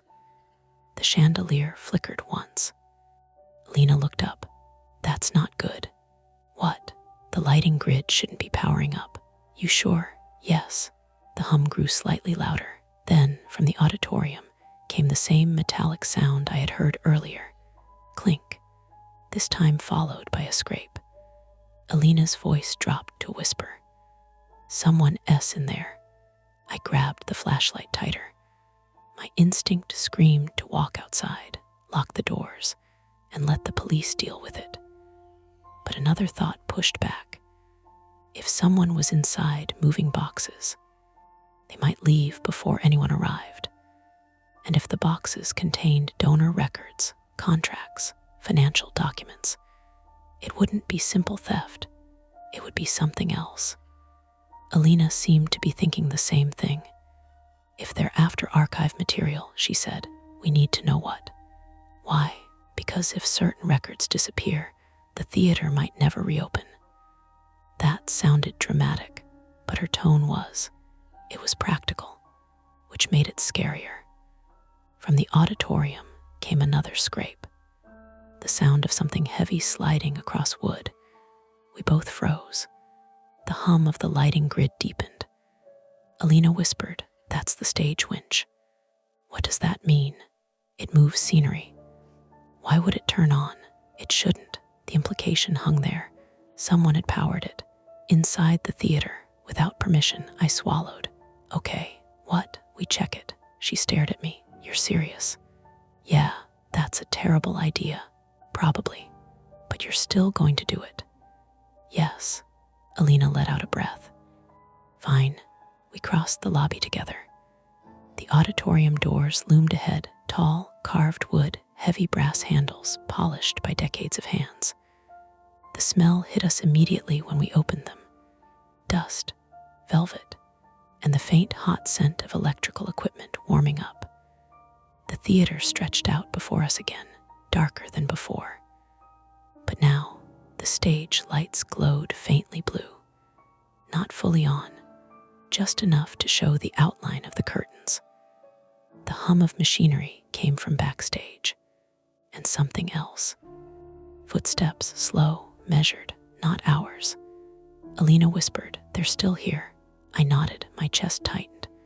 Okay, I said quietly. New plan. What? We find the backstage corridor. And then, we see who's moving our boxes.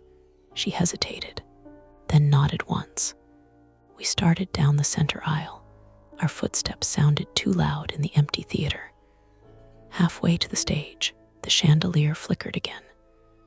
The hum deepened, and somewhere above us, high in the darkness of the balcony, something moved. Not loudly, just enough to send a tiny shower of dust drifting through my flashlight beam. I stopped. Alina, yeah, there might be more than one person. Before she could answer, a loud metallic crash exploded from backstage, followed by the unmistakable slam of a heavy door. And the stage lights surged brighter, not fully on, but bright enough to show that the curtain had moved, just slightly, as if something or someone had just passed behind it. Alina grabbed my arm. That door leads to the basement access corridor. My stomach dropped. The basement key. Exactly. Which meant whoever was inside the theater might be heading somewhere we could barely reach. The basement, where the cell signal dropped, where the building was darkest, and where the instructions in the packet had been very clear about access. I looked toward the stage again, then back at Alina. Either we leave right now, or we follow them before they disappear down there. The hum of machinery vibrated through the floor. Somewhere under the stage, something heavy rolled across concrete, and the clock on my phone clicked to 10:59 p.m. 1 minute closer to the automatic security system. 1 minute closer to a building that would start locking itself down, and whoever was inside would already know the way through. We didn't talk about leaving again. Once we stepped off the center aisle and into the narrow passage beside the stage, that option felt like something we had already missed. The theater changed character the moment you passed the curtain line. Out front it had been wide, dusty, echoing. Backstage it felt cramped and practical. All raw wood frames, exposed wiring, and scuffed concrete floors. The air was warmer here, thick with that hot electrical smell you get from old lighting rigs. Lena walked half a step ahead of me, clutching her notebook to her chest like it might contain instructions for surviving the night. The hum of machinery grew louder. Somewhere below the stage, something heavy rolled again. "Stage winch," she whispered, meaning someone's using it. We passed the fly rail ropes dangling from the grid above where stagehands once raised and lowered scenery. The ropes swayed slightly as we walked by, brushing each other with soft fiber sounds. I stopped. "Alina." "What?" "Did we move those?" She followed my beam. The ropes were still moving, just a little. She frowned. "Draft." From where? Before she could answer, a loud bang cracked from somewhere above us. I flinched so hard my shoulder hit the wall. Something clattered across metal overhead. My heart kicked into my throat. Then silence. Alina stared upward. "Catwalk," she said quietly. "Someone's up there, maybe. She pointed at a metal ladder bolted to the wall that climbed into darkness above the lighting grid. That's how they'd get up. I lifted the flashlight. The ladder disappeared into shadow. Something was definitely up there. But then a loose metal bracket swung into my beam and tapped the rail again. Clink, clink, the same sound from earlier. The bracket hung by a single bolt, swaying gently. Alina exhaled. "Okay," she said. "That one's the building." Great. The relief lasted exactly 4 seconds, because the heavy rolling sound came again, this time directly beneath us. We moved toward the back corridor. The stage floor sloped slightly there, leading to a narrow hallway that ran behind the scenery storage rooms. The walls were painted industrial gray, with electrical conduit running like veins along the ceiling. At the end of the corridor stood a steel door marked "Basement Access, Authorized Personnel." Only the door was open. 2 inches. Cold air breathed out of the gap. Alina stopped beside me. That should be locked. I held up the brass key. Not anymore. We both listened. From the basement came the faint echo of something sliding. Then footsteps. Not hurried, deliberate. My mouth went dry. Alina, I whispered, call the police. She tried. No signal. Of course, she muttered. I tried mine. 1 bar. The call failed instantly. Cell dead already. Must be the concrete, she said, which meant if whoever was down there wanted privacy, they had it. The rational part of my brain said we should leave the building immediately. But the practical problem remained. If we walked away now, whoever was down there could carry those boxes straight out another exit. The Marlowe had side alleys, loading doors, basement corridors that connected to the old boiler room. If you knew the building, it wouldn't be hard. Alina, I said quietly, what's in those archives? She hesitated. Financial records, contracts, land deeds. Okay. And donation agreements. Meaning? She looked at me. If certain donors appear publicly connected to this theater, they'll lose a lot of money. So someone's stealing proof, possibly, which meant the intruder had a motive, human, logical, dangerous. The rolling sound came again, closer now. Alina, I said, yeah, we either go down there now or we let them leave. She didn't answer immediately. Then she nodded. Okay. I pushed the basement door open. The stairwell beyond was concrete and narrow, with a metal handrail slick from decades of use. Fluorescent bulbs buzzed overhead, half of them dim. The air smelled damp. We descended slowly. Each step echoed twice. Halfway down, the lights flickered. Please don't do that, Alina muttered.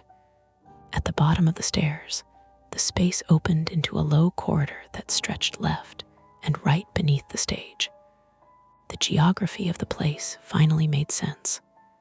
Above us, the stage. Behind us, the auditorium. Head, basement storage and mechanical rooms. To the right, the corridor sloped toward what Alina had called the boiler room. To the left, it ran toward the loading dock. And somewhere down here, someone was moving archive boxes. We turned left. The floor was concrete, slick in places from moisture. My shoes squeaked quietly with every step. Then we heard voices. Muffled, 2 people. My stomach dropped. Alina froze. You said maybe 1, she whispered. I said maybe. Voices came from farther down the corridor near a stack of rolling scenery carts. We crouched behind a metal trunk. Not all of them, one voice said. Male, low. We take what we came for. The second voice answered, female. Then hurry. I looked at Alina. Her eyes widened. She mouthed, 2. We listened again. The man said, you said they'd be upstairs. They were. Well, they aren't now. Check the crate again. Metal scraped. One of the scenery carts rolled across the floor. Alina leaned close to my ear. Already moved the boxes. Where? She pointed ahead. A large wooden crate sat near the loading corridor. Stamped letters on the side read, set pieces, Hamlet revival if the boxes were inside, that then they were about to leave the building. We needed to stop them, or at least know who they were. I leaned forward slightly. The crate lid stood half open. Inside, I saw cardboard archive boxes, at least 5, exactly the number missing upstairs. Then the man stepped into view, tall, black jacket, late 30s maybe. The woman beside him wore a red scarf and carried a crowbar. Not maintenance, not security, professional thieves. Alina's breath caught. I pressed my hand gently against her arm. Don't move. The man pulled one archive box free and opened it. Paper rustled. He flipped through something quickly. Contracts, he said. The woman nodded. That's one. My brain raced. If they took only certain documents, They knew exactly what they were after, which meant someone had told them. The man closed the box and set it aside. 3 more. Alina's fingernails dug into my sleeve.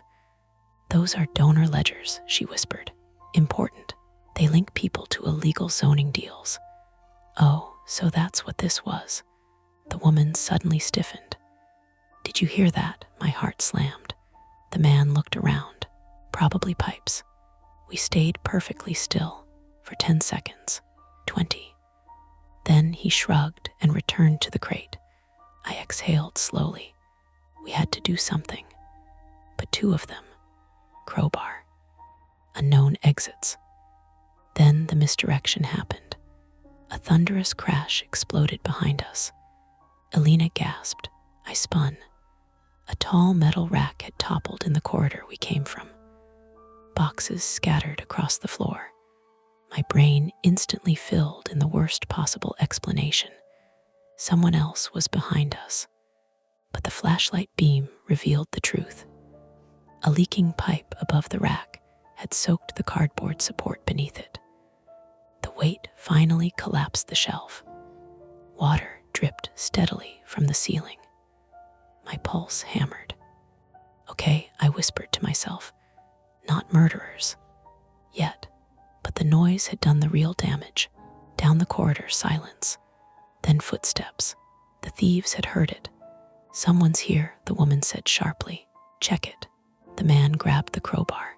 Alina and I looked at each other, no more hiding. "Run," she whispered. We bolted, back down the corridor. Footsteps pounded behind us. "Hey," the man shouted. We reached the stairwell. I yanked the door open.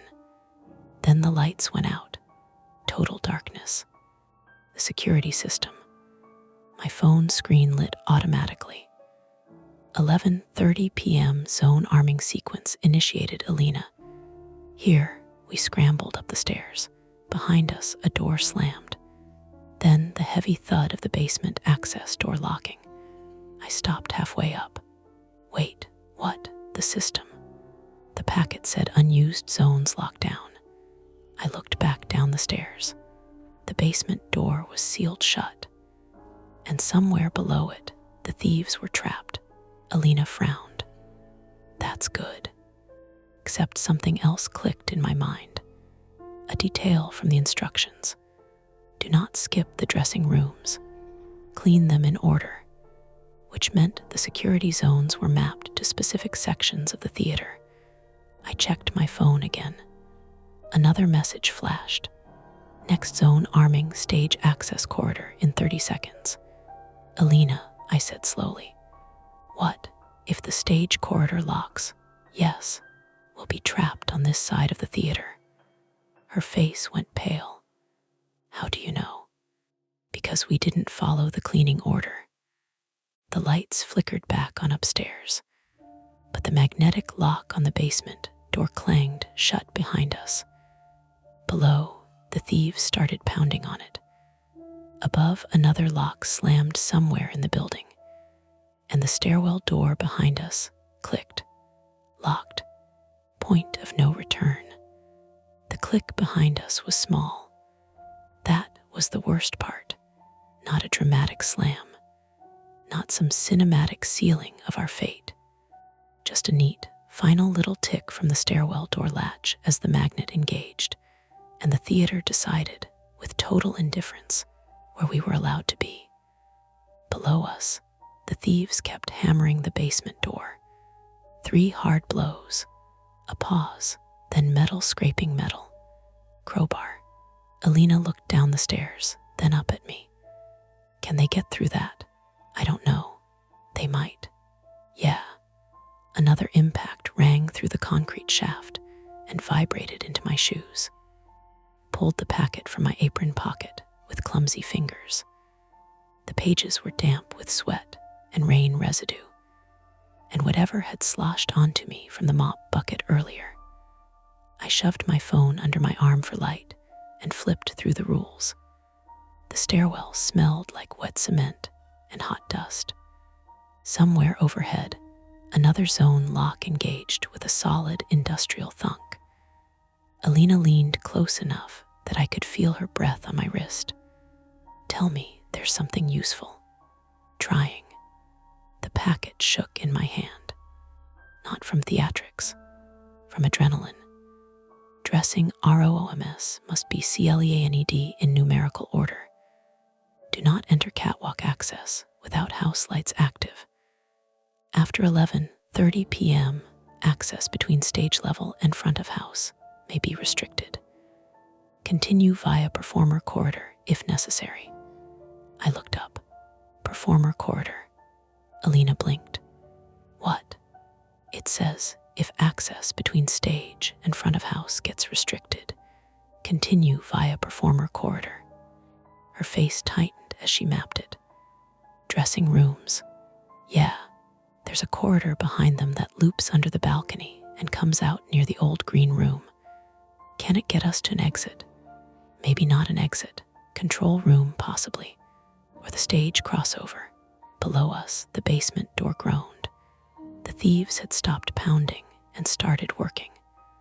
That's our option, I asked. It's our only one. We ran. At the top of the stairs, the hallway behind the stage was lit in uneven strips. Half the fluorescents were on, half dead. The hum of the stage winch still threaded through the walls like something breathing through its teeth. To our left was the fly rail and backstage access. To our right, a narrower corridor marked dressing ROOMS 16 in faded black letters. We turned right. The corridor was tighter than the basement, low-ceilinged, painted a color that might once have been cream. Doors lined one side in a straight run, numbered with little brass plates. On the other side hung old call boards, cracked mirrors, and a cork strip with rusted pushpins. The carpet runner smelled faintly of mildew and old powder makeup. The geography snapped into focus as we moved.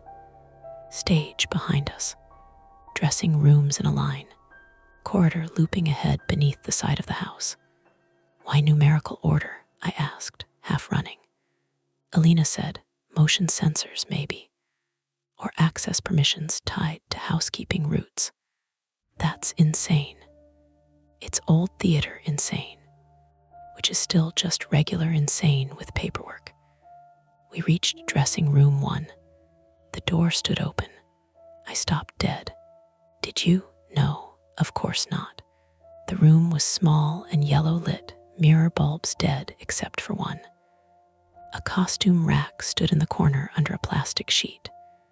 A cracked mug sat beside the sink. On the counter, in the middle of a clean circle in the dust, lay a single typed page. My stomach dropped. The packet. If you find any typed note not included in this packet, discard it without following its instructions. Alina saw it too. Don't touch it. I wasn't going to. I was, not really. But I stepped closer anyway because the page had one word at the top in all caps. Leave nothing else visible from where I stood. No signature, no explanation, just that. Cute, I said, though my voice came out thin. Alina grabbed my sleeve. Nora, I backed away. We left the note where it was and moved on. Dressing room 2 was closed. Dressing room 3 had its light on under the door. Dressing room 4 smelled like old hairspray and wet plaster. Every room added a fresh layer to the unease, but no person jumped out. No one grabbed us. No monster waited in the makeup mirrors. Just evidence that someone had been moving ahead of us. A wet shoe print outside room 3. A still, warm coffee cup in room 4. A second typed note taped to the mirror in room 5. This one turned backward, so we only saw the blank side. Why do this? I whispered. To rattle people, Alina said. It's working. At the end of the dressing room corridor, the hall bent sharply left. A red exit sign glowed above a fire door. I pushed the bar, locked. Damn it. Alina was already moving past me. This way. The performer corridor beyond the bend was darker, more utilitarian. Painted concrete block. Exposed pipe. No carpet now, just bare floor that slapped under our shoes. To the right, I could hear the muffled open volume of the auditorium through the wall. To the left, some deeper service part of the building, the old green room, electrical closet, maybe stairs. And from behind us, faint but clear, a metallic pop. Then another, the basement door. "They're through," Alina said. Neither of us pretended otherwise. We ran harder. At the end of the performer corridor, a metal staircase climbed to a landing above the stage level. A hand-painted sign pointed one way to control booth and another to projection/house lights. "Which one?" I asked. "Projection," Alina said immediately. "If we can get the house lights up and trigger the audible alarm, they lose cover. And us, we lose it too. Fair point." We hit the stairs. My legs were already burning from running on bad sleep and nerves, and the long shift before any of this started. Halfway up, the slick edge of a step caught the sole of my shoe, and I went down hard on one knee. Pain flashed white and hot. I bit back a scream and grabbed the rail. Alina came back 2 steps. "Can you stand?" Yeah, I could, but it hurt bad. A blunt, nauseating hurt under the kneecap that made my leg feel suddenly unreliable. Below us, a door banged open somewhere in the corridor we had just left. Voices. Close now. We kept moving. The projection room sat above the rear of the house, a narrow booth with dusty glass windows looking down over the auditorium. It smelled like old heat and machine oil. 2 dead projectors squatted in the dark like animals at rest. Beside them, mounted on a newer electrical panel, were labeled switches. House lights work lights audible fire/EVAC stage power isolation manual override. Authorized use. Only tell me you know what any of this does, I said. Alina was already at the panel. Some of it. That's not comforting. She threw the house lights switch first. Nothing. Then work lights. The theater below bloomed dim amber. Not pretty. Functional. Every dust sheet, torn seat, and flaking gilt edge came into view at once. The stage curtain glowed bruised red. "Okay," she said. "Good." Footsteps sounded on the metal stairs outside the booth. Too soon. Alina slapped the bolt on the booth door as I limped toward the window. From here, the whole place made sense. Balcony above. Center aisle down the middle. Stage beyond the proscenium. The side access tunnel we had crossed from backstage. The auditorium doors to the lobby both shut. Movement at stage left. The male thief stepped into the work lights and shielded his eyes. Late 30s, like I'd guessed. Dark jacket, short beard, the careful, tense posture of a man whose plans had been inconvenienced, but not ruined. The woman came after him, red scarf gone now, crowbar still in hand. She looked up toward the booth immediately. "She's smarter than him," Alina said quietly. The woman pointed. The man followed her hand. He smiled without humor. "Great." Then a third figure emerged from the backstage wing. Martin Vale. For a second, my brain refused to accept it. It was too neat, too ugly in a bureaucratic way. Then he stepped fully into the light, gray suit jacket off now, shirt sleeves rolled, expression pinched with anger rather than fear, and I knew. Alina made a sound beside me, not a gasp, not exactly. More like the sound a person makes when a bad suspicion finally hardens into fact. "Martin," she said. Down on the stage, he looked up at the booth window and saw us. His His face did not change much. That was somehow worse than if he'd looked guilty. He just reached into his pocket, took out his phone, and held it up as if to say, "There you are." The booth door shuddered under a hit from outside. The thieves had reached the landing. "Open the audible alarm," I said. Alina's fingers hovered over the switch. "If I do that, the whole building goes into full lockdown. We're already in it. It can deadbolt fire doors until emergency response resets the system. So what's the better idea?" She hit the switch. A piercing bell shrieked through the theater. Below us, Martin flinched for the first time. Good. The man outside slammed the booth door again. The bolt held, but the frame jumped.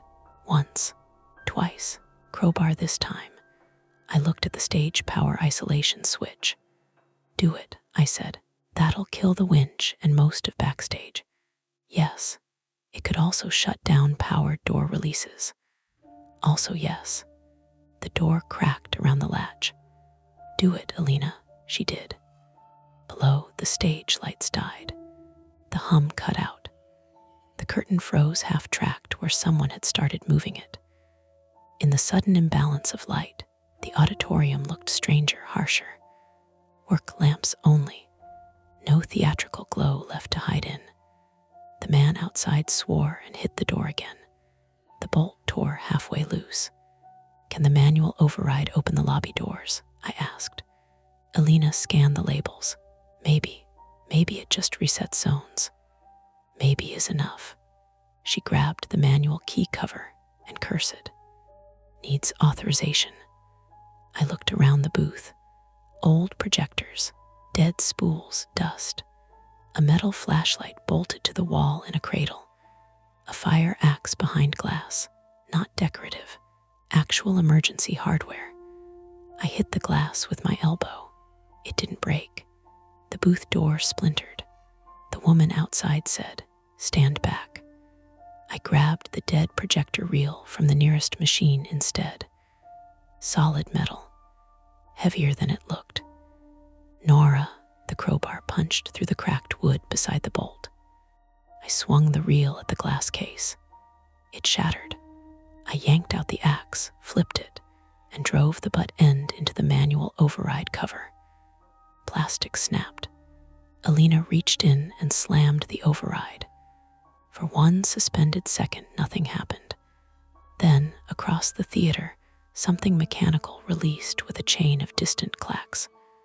Auditorium doors. Side egress. Maybe lobby. Maybe not all of it. Enough. But the booth door came in on the next hit. Wood burst inward. The male thief shouldered through first, hand up against the alarm shriek, and I swung before I could think better. Not the blade, the flat of the axe handle. It caught him across the forearm and shoulder. He shouted and lurched sideways into the projector stand. Metal screamed against concrete. The reel flew from my other hand and spun away. The woman came in low with the crowbar. Alina grabbed her wrist with both hands. They hit the side wall together, hard. The crowbar clipped Alina's temple with a horrible wooden thunk that wasn't even that loud. She dropped to one knee, but did not let go. I tried to step in, and my bad knee buckled. I crashed down. The axe slid out of my hand. The woman kicked it away. Pain shot through my leg so sharply I saw spots.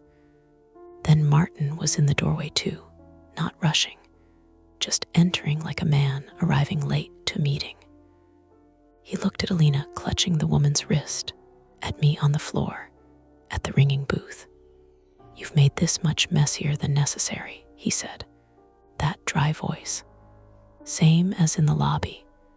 Same as when he told me to be practical.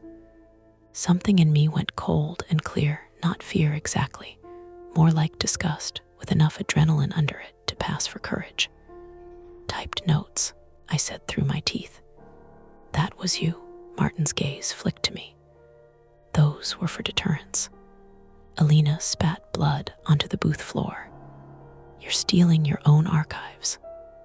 Martin looked tired, almost offended. I'm preventing a catastrophic misunderstanding of old records by people who don't appreciate context. The woman twisted, elbowed Alina in the ribs, and broke free. Alina folded with a breathless sound. The male thief recovered enough to reach for me. I did the only thing I could think of. I grabbed the loose power cable from the projector stand he'd stumbled into and yanked with everything I had. The stand rolled, hard. It slammed into his knees. He went down with a shout, hit the booth window, and cracked it in a spiderweb line. The whole machine lurched sideways and toppled onto his leg. Not fatal, but bad. Heavy enough that he stayed there screaming. The woman spun toward him. Wrong choice. Alina, still on one knee, snatched the fallen crowbar and jabbed it low into the back of the woman's calf. Not a movie stab. A brutal, practical strike. The woman collapsed sideways against the wall, crowbar clattering free again. Martin backed up one step, then two. He was not a brave man. That became obvious all at once. He looked from his injured partners to the open booth to the auditorium beyond, calculating exits. I pushed myself up on the railing, barely able to put weight on my right leg. Don't, I said. He went anyway. Limping, Alina and I followed him out of the booth and onto the landing.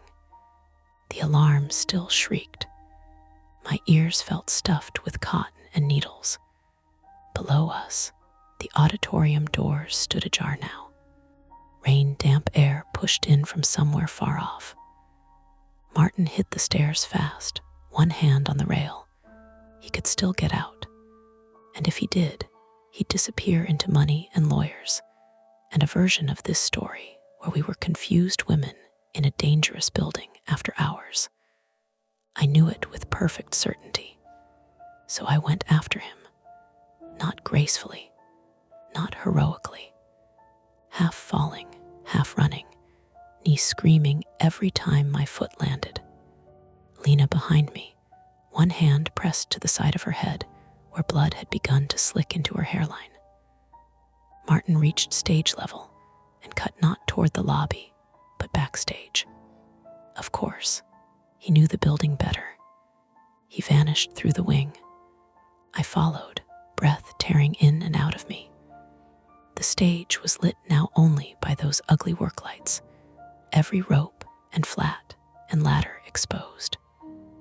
The half-shifted curtain hung open enough to show the loading corridor beyond. He was heading for the basement loading exit. Aim way the boxes had come up. Nora, Alina shouted from behind. Right, I looked. A length of fly rope swung loose near the rail, still threaded through a locking cleat. The stage winch was dead because we'd isolated power, but the manual counterweight system still worked. Martin was already crossing beneath a hanging scenery line. I don't know if Alina meant to do it, or just saw it before I did. Maybe both. I grabbed the release and kicked the cleat free. The counterweight dropped with a deep, rushing hiss. Thus, a suspended scenic flat, one of the old decorative border pieces left half-rigged for restoration, descended fast and crooked. Martin heard it too late. He turned, arms up, and the flat clipped him hard across the shoulder and back, driving him face first to the stage floor. Not crushed, not killed, but finished. He let out a strange, stunned noise and stayed down. Then it was over, not all at once, not cleanly, just in pieces. The alarm, my breathing, Alina's footsteps catching up, rain ticking somewhere through an open dock door. The male thief still yelling faintly from the booth above. The woman crawling, then stopping. Martin on the boards with one arm tucked wrong under him, trying and failing to rise. I stood there, with the released rope burning in my palms, and understood, with a sick, hollow clarity, that I had just brought a piece of scenery down on a man, even if he deserved to be stopped, even if it saved us, even if there hadn't been another second to choose. Lena bent over, hands on thighs, blood bright at her temple.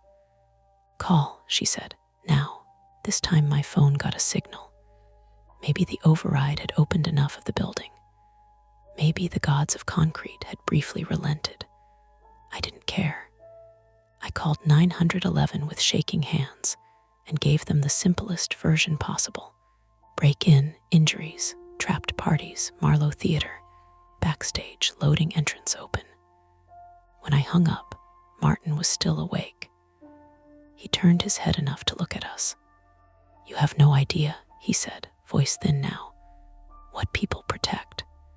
Alina laughed once, exhausted and furious. "I do now." Sirens came several minutes later, blurred at first by the alarm, then unmistakable.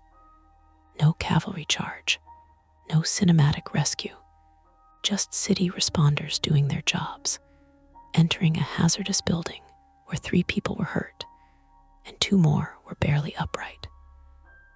By then my knee had swollen so badly I couldn't stand without bracing on the rail. Lena was shaking from shock and blood loss, though she kept insisting she was fine in the flat, stubborn way people do right before they stop being fine. The male thief had a crushed lower leg under the projector stand. The woman's calf was badly bruised and maybe fractured. Martin had a broken shoulder, maybe worse. Nobody died. That mattered. It didn't feel clean anyway.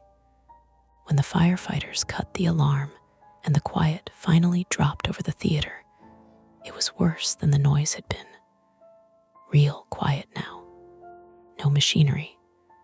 No footsteps in the wrong place. Just the drip of water somewhere in the wings and the buzz in my own ears. I looked out past the stage toward the house seats, all those red rows washed in work light, and thought about the first sound I'd heard when I came in. That stupid little flap overhead. A loose bracket. A draft. An explainable thing. Almost everything had been explainable. That was what made it stick. The first quiet thing I remember after the alarm stopped was the sound of rain on the loading dock roof. Not dramatic rain, just the soft, steady tapping you hear when water finds the same metal panel over and over again. After the screaming bell and the shouting and the crash of the projector stand and the flat slamming down on Martin Vale's back, that little tapping sound felt enormous. A firefighter's voice broke through it. "Ma'am, stay still." I was sitting on the stage floor with my back against the fly rail. I don't remember deciding to sit down. My right leg was stretched straight out in front of me, the knee already swollen to a shape that didn't look like it belonged to my body anymore. "I'm not going anywhere," I said. The firefighter knelt beside me. Early 30s maybe, dark hair tucked under a helmet, reflective stripes on his coat, catching the ugly amber work lights. "Can you move the foot?" I tried. The motion sent a hot spike up the inside of my leg and made my stomach roll. "Yeah," I said after a moment, because technically I had moved it. He nodded like that was good news. Behind him, 2 police officers were kneeling beside Martin Vale. His suit jacket had been folded under his head. One of the officers was speaking into a shoulder radio, while the other kept Martin's arm pinned gently but firmly against the floor.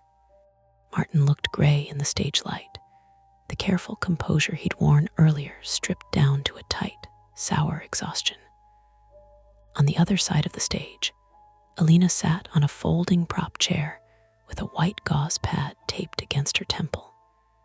A paramedic crouched in front of her, shining a small light into her eyes. "Follow my finger," he said. Alina followed it. Her voice carried across the stage, hoarse but steady. "I told you I was fine." "That's not the same as being fine," the paramedic said. Up in the projection booth, I could hear more movement, firefighters and officers hauling the injured man out from under the fallen projector stand, the woman with the crowbar being walked carefully down the stairs. The building felt suddenly smaller with all the people in it. Radios crackled. Boots thumped on wood. Someone outside shouted that the loading door was clear. For the first time since the basement, I realized I was shaking. Not visibly at first, just a small tremor in my hands when I tried to rest them on the stage beside me. The firefighter noticed. "Adrenaline," he said. "You're going to feel a lot of that wearing off." "Great," I said. He gave me a quick half smile that suggested he'd said the same thing to 100 people before. "Ambulance is here. We'll get you checked out."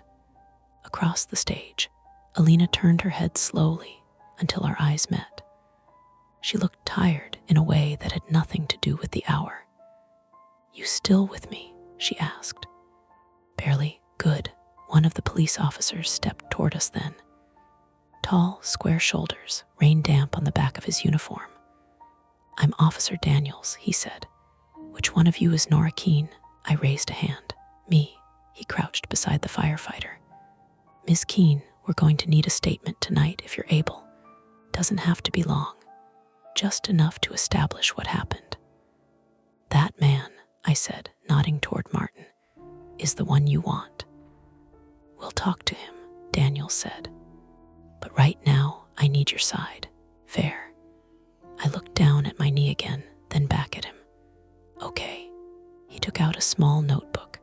"Start wherever makes sense." Wherever makes sense. That turned out to be harder than it sounded, because the story had started with something as small as a loose metal bracket tapping against a rail. I told him about the job, the instruction packet, the rules about cleaning in order, Alina arriving to get her notebook, the archive room with the missing boxes, voices in the basement, the crate labeled for the Hamlet revival. When I mentioned the typed notes, Daniels frowned. "Typed notes, just one word on each," I said, "like warnings, leave, things like that." He made a note. "And you believe those were placed by Mr. Vale?" He admitted they were deterrents. Daniels glanced toward Martin again. Martin had been lifted onto a stretcher by then, his arm immobilized in a foam brace. Even from across the stage, I could see the fury in his eyes. The officer closed his notebook. "That helps," he said. Behind him, another officer approached with a cardboard evidence box. Inside, I could see several of the archive folders, plastic wrapped now to keep them dry. Alina noticed too. "Those need to stay intact," she said immediately. "They will," the officer said. "They're donor records and zoning agreements. If they get misplaced, we understand," he said calmly. She leaned back against the chair after that, eyes closed for a moment like someone who had just remembered how tired she was. The paramedic looked over at me. "Okay," he said. "Let's get you downstairs." They didn't carry me like in movies. One of them just slipped an arm under my shoulder while the firefighter helped me stand. My knee protested immediately, a deep grinding pain that made the edges of my vision flicker. But I managed to limp slowly down the backstage ramp toward the loading door. Outside, the night air was colder than I expected. Rain drifted through the yellow beam of a streetlight, turning the pavement silver. 2 ambulances and 3 police cruisers lined the curb beside the alley. A small knot of neighbors had gathered on the opposite sidewalk in pajamas and jackets, watching the theater like it had suddenly decided to become interesting again after a year of silence. Someone whispered, "What happened?" No one answered them. They sat me on the back step of the ambulance and wrapped a cold pack around my knee. It helped a little. Across the alley, Alina emerged from the loading door with the paramedic beside her. She spotted me immediately and came over. Her hair was damp from the rain now. The gauze on her temple had been replaced with a proper bandage. "You look terrible," she said. "You too." She sat beside me on the ambulance step. For a while, we just watched the paramedics move in and out of the building. Eventually, she said, "Martin S. done." "How done?" The officers were talking about conspiracy and obstruction. Possibly fraud, depending on what's in those boxes. "That sounds expensive." "For him, yes," I nodded. "Good." The rain picked up slightly, tapping against the ambulance roof. For a few seconds, neither of us said anything. Then Alina said quietly, "I almost didn't come back tonight." "What do you mean?" "I forgot my notebook earlier this afternoon. I realized after I got home." She shrugged one shoulder. "I thought about leaving it until morning." "But you didn't." "No." "Why?" She smiled faintly. "Because Martin's rules were strange." I laughed once, then immediately regretted it when my knee throbbed. "Yeah," I said, "they were." A police officer approached us then with a clipboard. "Ms. Torres?" he asked. She stood slowly. "That's me. We'll need you to review a few things about the archive inventory before we move the boxes to evidence storage." She nodded and followed him back toward the theater. I stayed on the ambulance step. My phone buzzed in my pocket. Liam. I stared at the screen for a second before answering. "Hey," I said. "You alive?" "Debatable," I said, echoing my earlier text. "What happened?" I looked back at the theater. From the outside, it looked exactly the same as it had when I arrived that evening. The marquee lights were still dark. The old brick facade still damp from the rain. No sign that 3 people had been injured, and 1 man had just been arrested inside. "Long story," I said. "You okay?" "My knee's wrecked. You need a ride home." "I'm at the hospital soon, probably." He paused. "Do I need to come down there?" I thought about it. About the stage lights. About Martin's voice when he said people protect things. About the typed note in dressing room 1. "Leave, I'm okay," I said finally. "Just tired." "Well," Liam said, "try not to get murdered for overtime." I smiled despite everything. Working on it, we hung up. About 20 minutes later, they loaded me into the ambulance and drove the 3 blocks to the ER. The ride was quiet except for the rain and the low hiss of oxygen tanks shifting with the motion. At the hospital, the doctor said the knee was badly sprained, but not broken. Ligaments stretched, maybe slightly torn. Crutches for a few weeks. Physical therapy if the swelling didn't settle. Alina had a mild concussion and 2 bruised ribs. We were both lucky. The word lucky sounded strange to me in that context, but nobody argued with it. By 3 in the morning, they let us go. Liam showed up anyway and drove me home. Alina rode with us because she lived across town, and the police had taken her car keys with the rest of the evidence from the theater. The city was quiet in that early hour. Providence streets washed clean by rain. Traffic lights blinking yellow. A bakery on the corner, already turning its ovens on for morning. We dropped Alina off outside her apartment building just before 4. She leaned into the car window before closing the door. "They'll reopen the Marlowe eventually," she said. "Yeah, once the investigation finishes."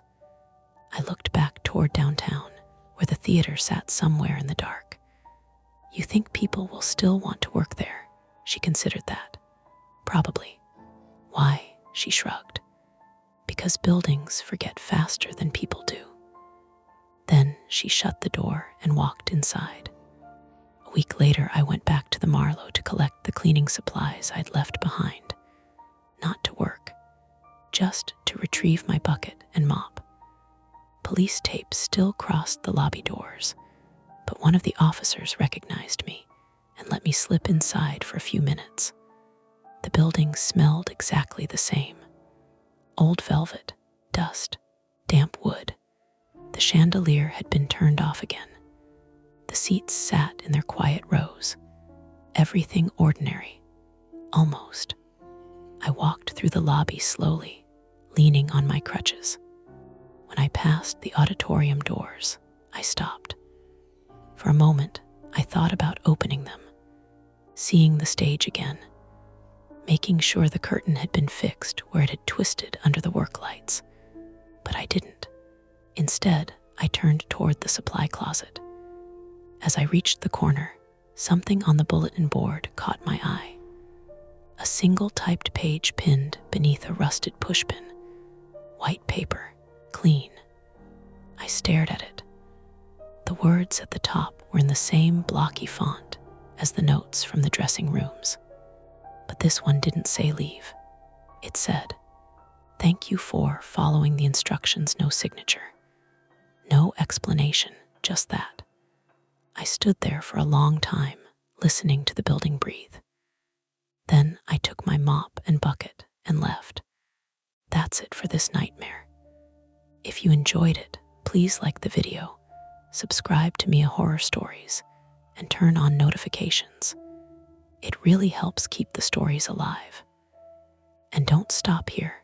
Dive into another one of our videos and keep the fear going.